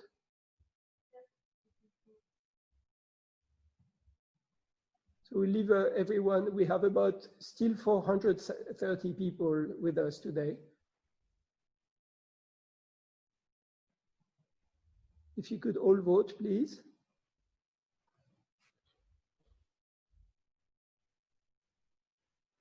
Can everyone vote, both the panelists and the interviews? We're at 35% for the polling systems, 40%. We'll wait 1 second.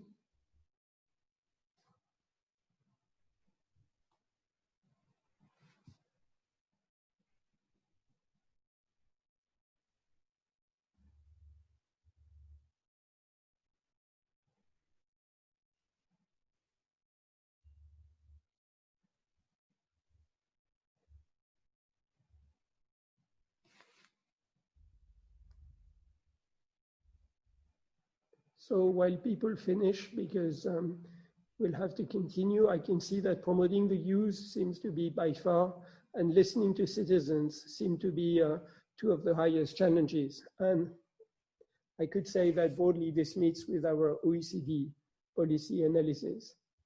You can see the results of the polling now out of 60-70% polling. So promoting the use is the highest, following by better listening for citizens. And I think this very much follows what we have identified for our policy agenda for the future. Let me now thank Vincent, Adam, Christine, and Stefan for the very interesting discussion. I wished we had a bit more time, but we now need to turn to the second half of this meeting. And I have the pleasure to introduce Diana Epstein from the Office of Management and Budget. And I hope that Megan can set up the slides on the screen. And Diana, the floor is yours. Yeah, I'll just wait for the slides. Diana, sorry to interrupt. If you could please make sure that you click on interpretation and turn the channel off, because we've had some interference with previous speakers. It's off. Thank you. Megan, next, please.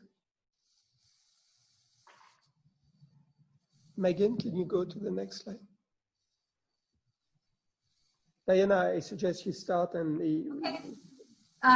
Great. Well, I'm very happy to be here with you all today. And I'm going to discuss a few of the ways that U.S. government agencies are using evaluation and other evidence-building tools in COVID-19 response. Next slide, please. These are the examples that I'll be discussing briefly. I do want to point out that there are additional evaluation activities happening as well, but I chose these examples to give you a sense of the wide range of questions that are being asked and of the analytic tools that are being used. Next slide, please. So first, I'll discuss reporting from the CARES Act. The Coronavirus Aid, Relief, and Economic Security, or CARES Act, was signed into law in March. It provides over $2 trillion in funding assistance for American workers, families, and small businesses. As part of the CARES Act reporting requirements and statute, the Office of Management and Budget, where I work, or OMB, is required to produce quarterly reports outlining the economic impact of CARES Act funds. And this includes estimating the impact on employment, economic growth, and other economic indicators. This reporting is going to happen in a couple of different ways. So part of the analysis will use a variety of data to estimate total impacts, including a decomposition by sector of the estimated impacts on economic variables. U.S. government agencies are receiving programmatic jobs data from recipients, and OMB will also use this programmatic jobs data to analyze the impact of various response measures on employment and local economic activity. This reporting mechanism leverages existing systems and the data infrastructure that's already in place to the extent possible. And the hope here is that this will provide public transparency while also minimizing reporting burden. Next slide, please. So my next example comes from the Census Bureau at the Department of Commerce. And in response to the COVID-19 crisis, the Census Bureau quickly developed 2 new pulse surveys. And this was a really excellent opportunity for the federal statistical system to be very agile in responding to the new urgent data needs that emerged because of the COVID-19 crisis. So there are 2 pulse surveys in place. One is the Small Business Pulse Survey, and the second is the Household Pulse Survey. The Small Business Pulse Survey provides weekly data from a random sample of businesses on the challenges small businesses are facing due to COVID-19. The survey is sent to about 100,000 businesses each week for 9 weeks. It's a very short survey, so it's designed to take less than 10 minutes, and recipients complete the survey online.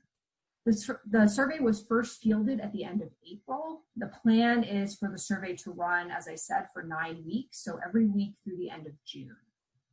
The census intends to provide results by sector and by U.S. state, and also for the 50 most populous metropolitan statistical areas. It includes information on business closings, changes in employment, disruptions in the supply chain, the use of federal assistance programs, and expectations concerning future operations. The Household Pulse Survey is being administered over a similar 90-day period and is a collaboration between the Census Bureau and 5 other federal agencies. It's designed to provide also weekly insights on employment status, spending, food security, housing, education disruptions, and physical and mental health due to COVID-19. It's also very short, about 20 minutes, also completed online. And this one has overlapping panels that are surveyed up to 3 times each, so that there's a longitudinal element as well. Statistics, again, will be produced at a state level and for the 15 largest metropolitan statistical areas. The first round of results are already available, and they're providing very valuable and timely information. I've provided links to both surveys here. If you're interested in learning more, the data are also publicly available, so you can see, download the data as well as see the results. Okay, next slide, please. My next example is very different, comes from the Department of Education. The Institute of Education Sciences at the Department of Education operates the What Works Clearinghouse, which synthesizes the evidence behind a wide range of education policies, programs, and practices. As I'm sure you all know, COVID-19 precipitated a sudden and wide shift in primary and secondary grades to distance education. The Department of Education wanted to be able to provide information to policymakers and to teachers about how to effectively do distance education. But they found that they did not have a practice guide or other guidance on how best to do this. So the typical process that they use to develop a practice guide with the synthesis of evidence takes up to 18 months. It's a very rigorous, systematic process. But in the case of COVID-19, they needed to figure out a way to speed up that process. So they put out a public request to educators, researchers, and technologists to help locate high-quality research on distance education. This resulted in over 900 studies that were submitted in a very short amount of time. However, and disappointingly, they found that the quality of evidence on distance education is actually quite poor. Only a small number of the studies met their very high quality standards that are necessary for a sanctioned evidence synthesis. And most of the studies look at post-secondary education rather than the primary grades. However, this process did generate some very important learnings for the Department of Education. One is that distance education is an area with a large evidence gap where more work is clearly needed. And the second is that they would like to develop more nimble approaches to evidence synthesis in response to situations like this. Okay, next slide, please. Next, I want to mention some important work happening at the National Science Foundation. As you can imagine, COVID-19 has been a major disruptor for the research community for a variety of reasons. However, the National Science Foundation was able to quickly solicit proposals for research related to COVID-19 issues.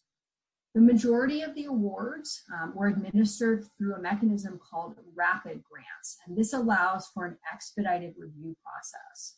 These were in the non-medical, non-clinical care research areas related to COVID-19. In order to track the award process, the National Science Foundation created new monitoring dashboards that would allow them to monitor inquiries related to this funding the proposals received, and the awards made. These dashboards have provided timely and useful data for leadership and program offices. Of course, they're descriptive statistics, which have limitations. However, the data is going to facilitate more complex and rigorous analyses down the road. For example, the dashboards will help the National Science Foundation conduct evaluations to assess the outcomes of these rapid awards for COVID-related research. The data are there, and for example, they can use the dashboards to create a sampling frame for future evaluative work. Okay, next slide, please. So to end, I want to mention that we should all collectively be thinking about how the data being generated now during this very unique time can be used for future evaluations. One example I wanted to mention comes from our unemployment insurance programs, which, as I'm sure you're aware, they've been significantly increased as part of COVID-19 response due to very high numbers of unemployed workers. These short-term compensation programs are generating quite a lot of new or augmented data from the unemployment insurance programs. And as we know, and as has been mentioned already today, administrative data is often very useful for evaluation purposes. So, we should keep in mind that future evaluations could make use of this administrative data to study the impacts of unemployment insurance and related COVID-19 response policies. All right, next slide.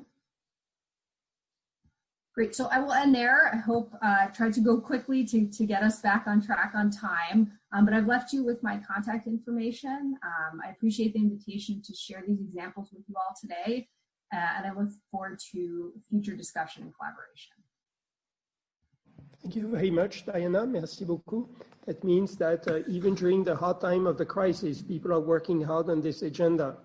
Now I have the pleasure to welcome Benoît Cœuré, who is also a former friend and colleague, who has received a very important task from the French Prime Minister, which was to evaluate the financial support to French businesses facing the COVID epidemic. I don't know if you are with us, Benoît, I can't see you. Benoît, the floor is yours. And Benoît was formerly a member of the board of the European Central Bank, and he will now show you what is being done in France to try to evaluate this package of measures. Thank you. Benoît? Thank you very much, Stéphane. Can you hear me well? Yes. So, can you turn off your interpretation? Not your video, the interpretation button. Benoît? Sorry.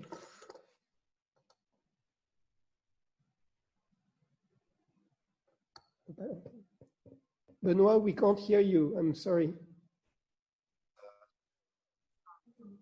Now it's good. Sorry? Yes, it's good. C'est bien maintenant. What I was trying to say is that this initiative to review, revitalize the discussion on evaluation is extremely timely. We are at a point in time where citizens may have the impression that money just falls from the sky and comes, everywhere, and that just raises the stake and the ambition and makes it even more necessary to have evaluation right. And so let me. I just want to give you a flavor of what we're doing to evaluate the support programs in France, and I will move to French now to do my presentation. Given that the mission has been given by the French Parliament and French Prime Minister, it is probably more proper that I would speak French. Donc, si on peut aller à la page suivante, s'il vous plaît. Je vais commencer par dire un mot du cadre. Let me start off by giving you some of the background to this question. Then I will talk about the measures that we have actually taken, and then I would perhaps give some indications on the way in which we can continue and the very difficult way in which we have to continue taking these extremely difficult decisions. To start off with, Let me talk about the structure itself. The French Parliament decided on the 22nd of April to set up an assessment and follow-up committee. It's a wide-ranging committee. It's made up of 3 members of the National Assembly, 3 senators, 2 members of the Court of Auditors, 2 representatives of the administration, 3 representatives of local authorities. So they represent regions, cities, and departments, and 2 representatives of business organizations. This is a bit odd, but the government is planning also to widen the scope and include trade union representatives and social partners. So I invited all the different social partners to participate as well. So you can see that the participation is extremely wide. The Secretariat is from the Ministry of Finance and France Stratégie. So once again, I'd like to thank France Stratégie for all its support. The mission is twofold. First of all, we have to assess and evaluate, but also follow up. We have to understand the impact of COVID-19 on firms and then effectively monitor the implementation of support measures and assess and evaluate the effectiveness of economic support measures. And there will be a report that will be published, which will be handed in March 2021. So the work will continue till the beginning of next year. Next page. Let me go through this quickly because I think you have this information already. Let's not forget that the measures actually keep changing and evolve over time. Things have been quite busy. Every time there's an amendment to the Budget Act, there is obviously special additional support measures that are introduced. And these are not to households necessarily, but to companies or enterprises. So some of the measures have an impact on the public balance. This is short-term work, Solidarity Fund. These are funds which has given subsidies or handouts to SMEs. This represents 2.6% of the GDP. But then you have others that have no impact on the public balance. This is just deferral of tax and social security contributions and early repayments. So that's treasury arrangements and cash flow. And so this represents 3.5% of GDP. And then there are guarantees, which represent 14.9% of the GDP.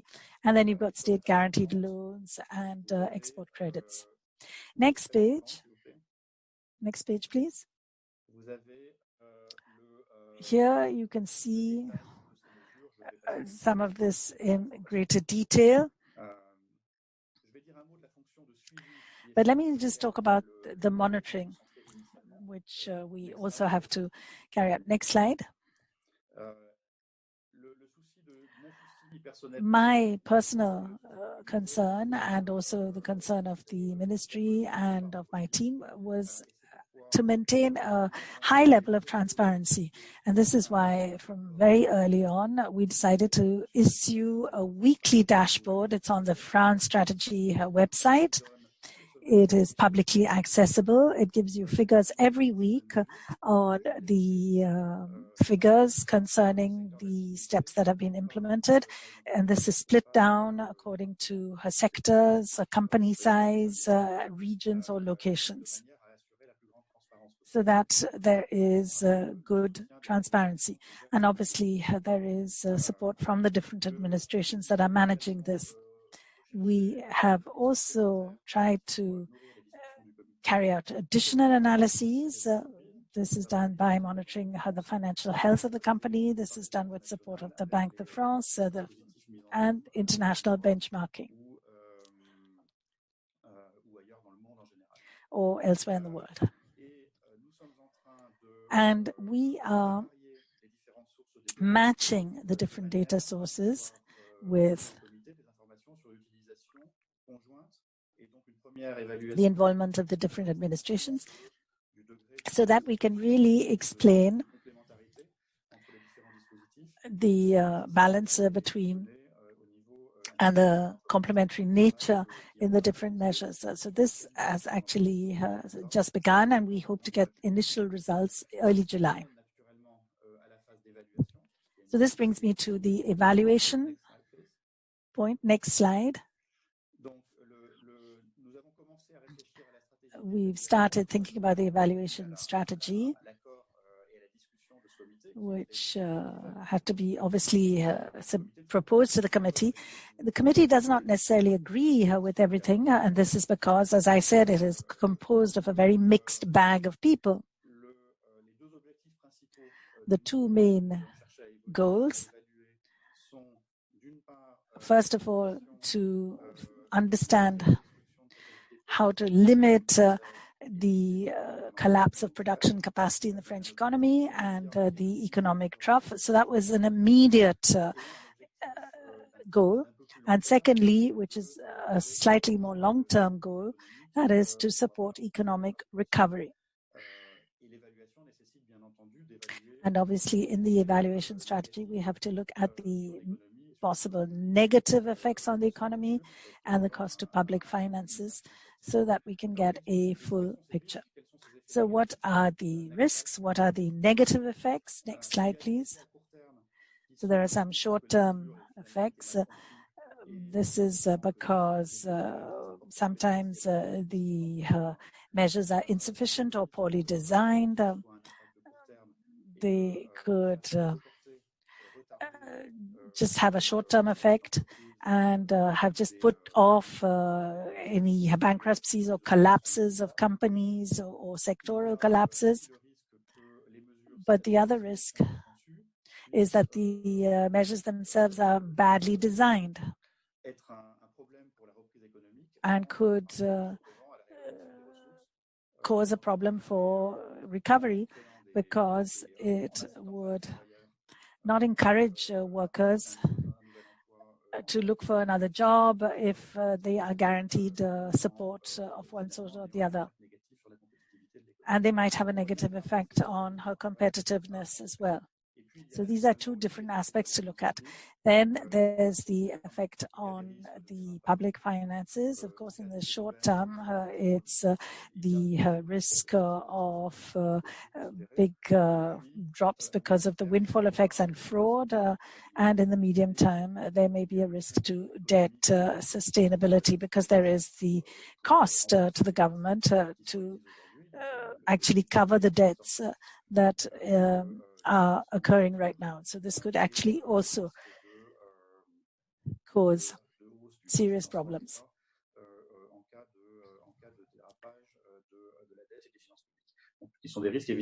So these are, of course, longer-term risks. You can see that one of the problems that we have is that we are evaluating or assessing a system which was set up for emergency responses, but some of the negative effects could take a longer term, a longer period before they are actually clearly felt. Next slide. Therefore, we can say that this exercise, so as we said, it was a one-off, but obviously it's not a one-off because there are several obstacles. There's a lack of perspective, because just a year before the measures are actually implemented, and given the fact that the measures themselves are adapted over the last 3 months, and therefore it's very important to realize that we won't have that sort of perspective or hindsight right away. And in fact, we would need more analysis. Secondly, the economic environment itself is also in a very different case. INSEE, of course, has tried to measure in real time the economic conditions, but at the same time the environment is difficult to assess, and the initial conditions vary a great deal. The impact of the pandemic has varied a great deal from country to country, but also within the countries has varied a great deal from one region to the other concerning the severity and duration of the lockdowns. Lockdown strategies have been different, and the prospects for for public funding is also very different. The main options, next slide please. The main evaluation techniques are four in nature. First of all, we want to match firm level usage of the measures with structural balance sheet data from 2018 and 2019, so that we can understand how these measures can actually help us to define firm level characteristics for industries, size, location, turnover, workforce, heterogeneity, and allow us to better understand the impact of the measures. Secondly, is to ex ante simulation of certain measures based on the company characteristics. But here, once again, some of the data goes back to 2018 or 2017 for the actual balance sheets. And so we have to assess that before we can really understand how these parameters fit in. But there are initiatives that are underway within academia, but also in government. So there will be a dialogue which will be fairly fertile and stimulating between these different bodies. Third area is matching firm level data on the usage of the measures with post-lockdown business cycle data and individual companies' answers to business surveys. These are responses to surveys, particularly concerning employment and employability. This will allow us to identify the main trends, but also to better understand the causal effects. And finally, threshold effects, that is exploiting the heterogeneity which is actually embedded in the measures. So we look at threshold effects, as I mentioned earlier on, evolutions of the measures over time, different access to some of the measures. For example, some of them were actually handed out in different ways. When we were talking about state guarantees, there might be different attitudes to that. And so we would actually have to figure this out. And last slide now. There are some questions that are going to be very difficult to answer. First of all, it's extremely difficult to carry out causal studies because we won't have the data right away, and at least not for a long time, not before like 2023, especially if we want to look at the effects in 2021, we won't have hindsight. The second difficulty is the difficulty of measuring the general impact of these measures, particularly given the implementation of public debt and so on. It's going to be difficult to integrate all of these different variables into an evaluation strategy. And another question, what macroeconomic counterfactual are we to use? We need to implement a number of hypotheses in that regard. And then finally, we need to separate the impact of measures that relate to evaluation and its scope and other measures. For example, companies that have had tax breaks and so on can be evaluated, but there will be other companies that have benefited from moratoria on their rent or on loan repayments. So these are also financial measures which have helped the companies, but which are not within the scope of evaluation. So there is a major issue with regard to whether these measures should be integrated into our databases and rigorously incorporated into the evaluations or not. Then I'll finish with the last slide.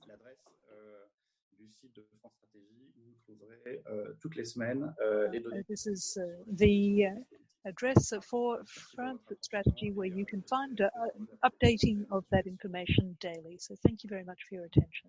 Merci beaucoup, Benoît. Thank you very much, Benoît. Mr. Benoît Curé, for this very stimulating presentation. We still have over 400 people with us, which is still a very huge number. In the interest of time, I will invite Patricia Milena. I think, Patricia, are you with us? Patricia from the DMP. Yes, hello. From the Directorate, National Directorate from Planning and Evaluation in Colombia, to make some comments based on the significant experience also in Colombia in assessing social programs in a COVID context. Patricia, the floor is yours. Thank you, Stefan. Good afternoon. Thank you for organizing this webinar and for inviting me to participate. And as it was mentioned before, to speed up the process of the evaluations to provide evidence to policymakers in a timely manner. This means we had to do evaluations to be able to measure in a short time frame the effects of the programs implemented during the pandemic. I would like to briefly talk about the rapid evaluations that are being carried out at the National Planning Department in Colombia of the programs that the central government has created to relieve the critical situation of the population most affected by the pandemic. I am going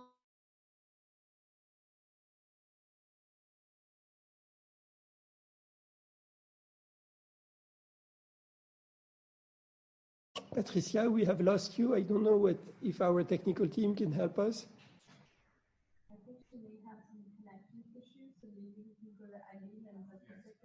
I think there are some challenges with Patricia. Aline, if you are with us. Yeah. Patricia, can you hear me now? Yes, sorry, we had a connection issue. Yes, you're back online from Bogota. Okay, thank you. So I was telling you that we are doing rapid evaluations in Colombia of 2 social programs that have been implemented during the pandemic. I would like to refer only to 2 of them, which are the ones that are being evaluated right now. One of these programs is the Ingreso Solidario program, or Solidarity Income program, that consists of a cash transfer delivered to around 2.5 million households that previously were not benefiting by any government social program but who had been affected by the pandemic. And a second measure was to take advantage of the creation of the VAT compensation program. This program was projected to reach 300,000 households in 2020 and was supposed to start in May, but as a consequence of the pandemic, the number of beneficiaries was brought into 1 million households, and the first payment was moved forward to April 1st. So considering the amount of people that is being covered by these social programs and the amount of resources are allocated by the central government to mitigate the COVID effects, I think it is relevant to assess in the short term if these programs are achieving the expected results. So right now, Innovations for Poverty Action is carrying out the VAT compensation evaluation, and the Inter-American Development Bank, or IDB, is conducting the Solidarity Income evaluation. And for me, what is important here, and I would like to highlight, is that what allowed the National Planning Department to move really fast with the execution of this evaluation was the fact of subscribing agreements with organizations with vast experience doing impact evaluations, and also with the capacity to do rapid phone surveys. And as an outcome of these agreements, now we will be able to obtain the results of these evaluations in about 3 months, which is a fairly short time if we compare it to the evaluation's execution time in a non-pandemic scenario, which could take 9 months or more. And also we'd like to highlight that the information collected through this telephone service will not only allow us to measure the effects of these social programs, but also this information collected will give us valuable insights about households' behavioral changes because of COVID, which is also a relevant information for policymakers who are going to continue designing social programs during and after the pandemic, and also for additional analysis that can be made by other evaluators. In addition, I think it's also important to not to lose sight of the fact that using all the existing evidence is another way to provide information to policymakers during pandemic. And in this point, I think that systematic reviews and evidence gap maps are a good examples of tools that can provide information also in a timely manner. In Colombia, for example, we used evidence gap maps to guide the structuring of these rapid evaluations and also to guide the design of the VAT compensation program and the Solidarity Income program, taking advantage that in Colombia, in our case, the evaluations were designed almost at the same time that the programs were being structured. And before I finish, I would also like to mention how COVID had forced us to adapt our evaluation process under a scenario full of constraints. And one of the main obstacles for policy evaluators under this pandemic scenario is the process of gathering information on the field. COVID has forced us to move towards virtual or remote mechanisms for collecting information. And this transition towards virtuality involves making several adjustments, such as reducing the length of some instruments, verifying connectivity, and generating strategies to ensure an adequate rate response and assuring the quality of information, which is, in my opinion, one of the biggest challenges. And I think that the qualitative primary information in this case could be the one that can get more easily. But I also think that this should not be a reason to rule out the use of primary qualitative information in these evaluations, as interviews, focus groups, and even ethnographies can be done using remote strategies. These are my reflections. I think I'll stop here, and thank you very much. Thank you very much, Patricia. I wanted also now to give the floor for some reaction from another country which has implemented significant support packages in a very short time, and to see how they would want to comment from this perspective from Aline Benizi from the Directorate General of Accounts in Ragioneria dell'Esconto in Italy. So Aline, the floor is yours. Thank you very much, Stefan. Good morning to good afternoon to everyone. So my name is Aline Benizi. I work for the Central Budget Authority under the Italian Ministry of Economy and Finance. The comments I will make reflect my personal experience a little bit as evaluator in the past and now as a senior budget officer. They are not necessarily an official view of my institution, and thank you for having me share them with you. I think we all agree on the fact today that as an unprecedented amount of resources is being poured onto the economy in reaction to the pandemic, good information to support decisions on how to allocate funds and which policies to finance is critical. Many of you have already mentioned today how available evaluation can be helpful as existing policies are being reconsidered and blueprints for new ones are being designed.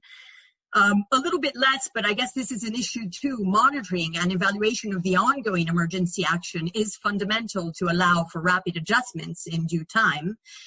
And I think we will all want to know whether the policies implemented at a high cost for public finance, especially in a country like mine, have actually helped recovery. For accountability purposes, this will clearly be an issue. Although I do also think that we will be even more interested in doing something maybe more difficult, that is trying to understand whether these policies have helped our health systems, our economy, our society be more prepared, resilient, and ready to cope for any future threats. And this has to do more with learning. I'm pointing out these two words because I will comment on this as some of the challenges I think the COVID-19 is bringing the community evaluators and decision makers to. So it's very clear that in the past 2 decades, there has been a big investment on side of several countries to set up and institutionalized policy evaluation systems. Nevertheless, the poll was quite clear today, and many of your comments as well in the presentations, that the use of evaluation in decision-making remains a recurring concern.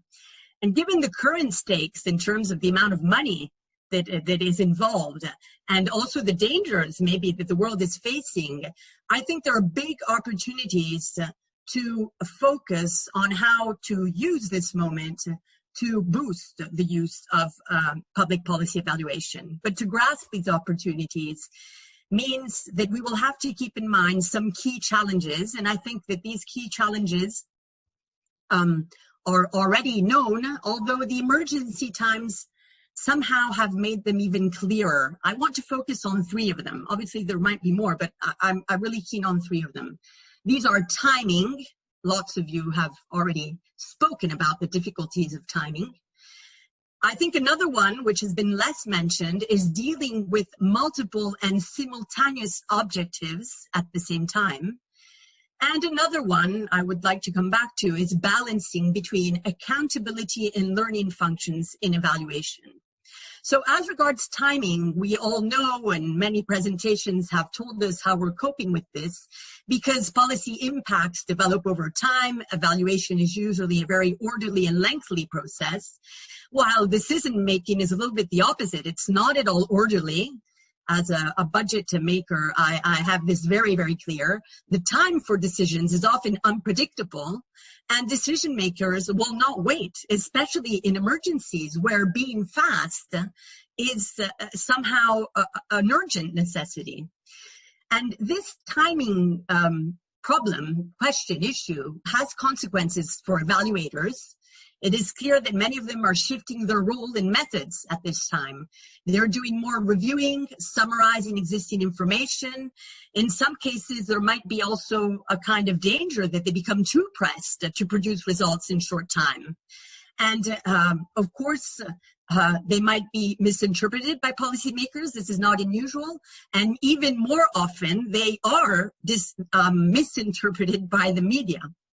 So, apart from the methodological issues due to the timing question, I think that this also raises another important issue that has to do with favoring the use correctly of evaluation, which means concentrating, focusing, understanding how to effectively communicate evaluation results.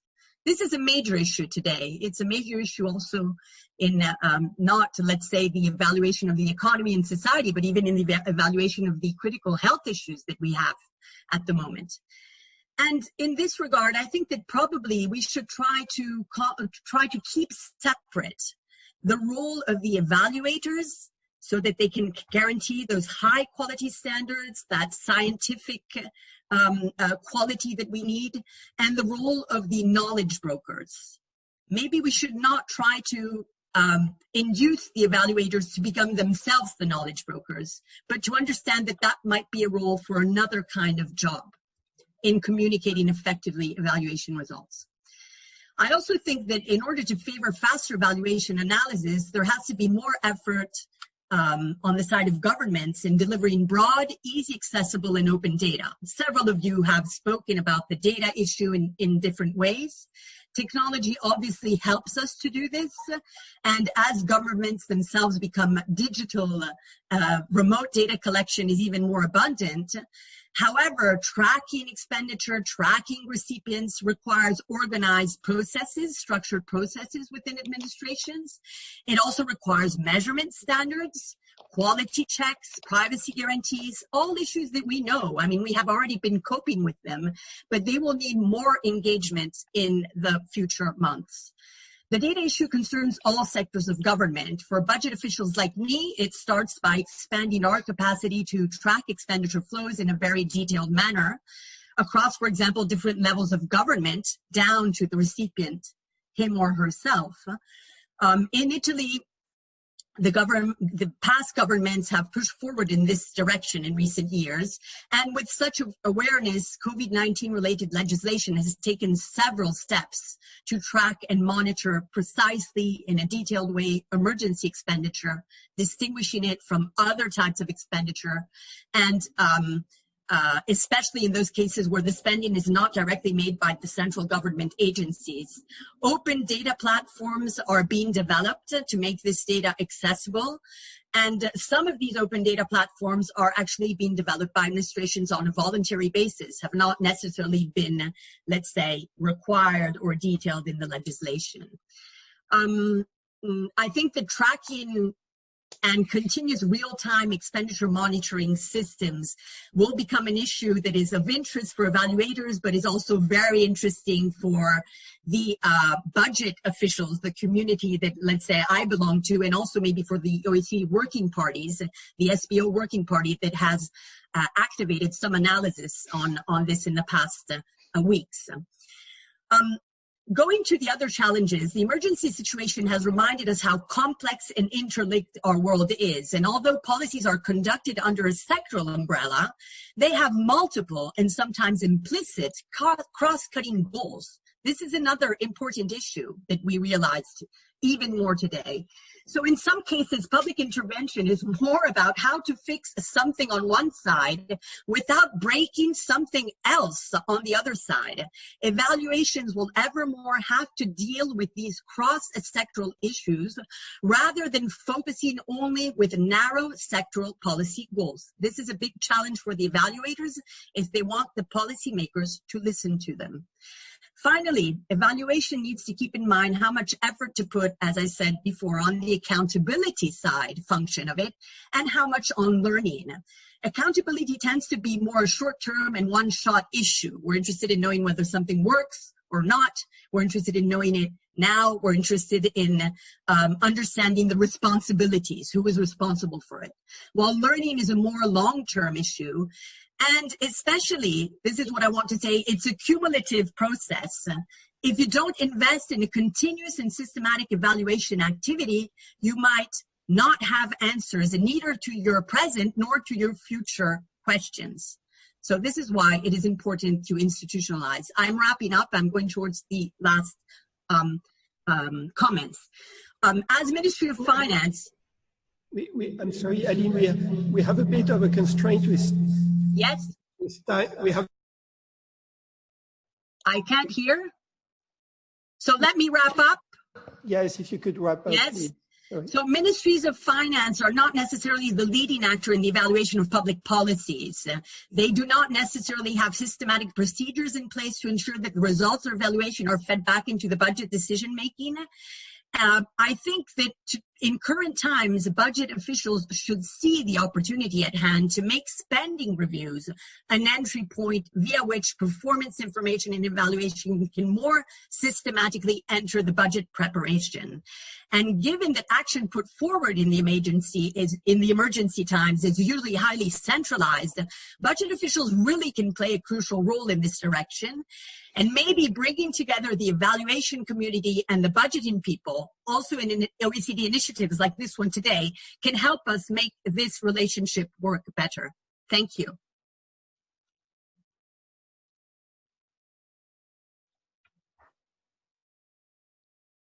Thank you very much, Aline.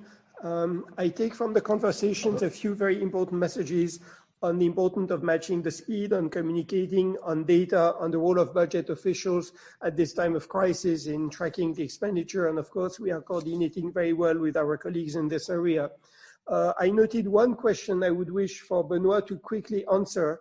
That's a question from Japan. He said in Japan, people cannot work with such administrative data because the administrative data are owned by each of the ministries. Is it possible in France to access administrative data across ministries? If you could very briefly answer. So yes, actually it is. So we are lucky enough in France to have this very good scheme called CASD, which means Center for Secure Access to Data, which is a data hub where administrations can potentially deposit data sets, including with individual data and identification, for future econometric and statistical treatment. So it's very regulated. There is a committee that authorizes access, but we're actually doing it. And so we are now in the process of matching all available administrative data. And the beauty of it is that when that is done, it becomes potentially accessible also to academic researchers, of course, subject to a kind of complicated process with authorizations, but the platform makes it technically possible. So we have the technology is there, and we're going to use it to support our evaluation. Yeah. Thank you very much. That's a very clear answer. This CASD is also presented in our study on Ireland, so we can share it with our Japanese colleagues. So it was a very rich discussion. We have highlighted also the need to focus on best practices, like working with the best organizations, looking at the governance of evaluation in France, making sure that this is transparency and that a full range of practices are there. I think that we have learned a lot from the discussion. Unfortunately, we'll have to conclude, and we will continue the dialogue with experts. But now I have the pleasure to give the floor to my director, Mr. János Bertok, who will give some closing comments. Thank you so much, and I would like to thank all of you participating in today's webinar, organized together with the France Strategy, our partner. I thank all the speakers for sharing your experiences and insights to shape this dialogue on the frontiers of policy evaluation at the international level. Today's meeting underlined the challenges you face in government in supporting the recovery from the COVID crisis. Your experiences and good practices from a wide range of countries could impact how to design evaluations in the future, how to improve quality for better decision-making. Your discussions underlined how critical evaluation is to help governments design good policies and regulation and assess their impact. Evaluation contributes to ensuring the effectiveness of public spending, improving the quality of public expenditure, and the productivity of public services. Evaluation creates conditions for improved growth, to improve well-being, and to achieve the Sustainable Development Goals. While the world is facing one of the most severe crises in several generations, evaluation could help governments adapt to an ever-changing environment, helping us learn from this collective experience. Policy evaluation is critical, enabling good public governance to help maintain and rebuild trust in government, as the British Secretary General highlighted in the opening remarks. We would like to learn from each other how to create more innovative and resilient societies and economies. This webinar and the 2 reports launched today, they mark a milestone in our journey in this era. More needs to be done to understand how evaluation works, what makes it successful, how guidelines are shaped to guide your work as evaluators. We need to embed evaluation in the day-to-day practice of government operations. Our team in the OECD Public Governance Directorate is working with several countries to support such policy implementation, also with the European Commission. These include the strengthening of reform and policy implementation, building skills for the use of evidence and evaluation. We are here to support you in the way. This work on evaluation complements to our work on quality of regulation, budgeting. Several of you mentioned spending reviews, work with the center of government. We have also engaged with the What Works communities involved in this evidence agenda, and we are ready to engage with the development cooperation policy community. This community has made significant efforts over the years to ensure that development policies achieve their intended results. We look forward to sharing the findings with all of you, and we can create, through evaluation, better policies for better lives. Thank you so much again for your very active participation, and looking forward to continue this global dialogue. Thank you. Thank you very much, János. I wanted to thank all of the participants. we also saw a very strong interest in the evaluation in the time of COVID. So we might also follow up with some of you to see if you would be interested in sharing what you're doing in a COVID context, so that we could bring it to bear as part of a network of experts in the future, so that we can build on the momentum of this event, because we have heard today from the US, Colombia, and France, but there might be more countries willing to share. So thank you very much to all. Some of our senior members have a tight agenda today, so we will have to close this, but we will continue this dialogue. We had over 1,200 people registered for this meeting, which gives us a good base so that we can be in touch with you for the future when we launch future reports, when we do more work. The OECD can only work if we work together with all of you. So thank you again. Thank you, Vincent, Benoit, Adam, Patricia, Milena, Christine, and Aline for all the support and the interest. We now have to close this. Merci.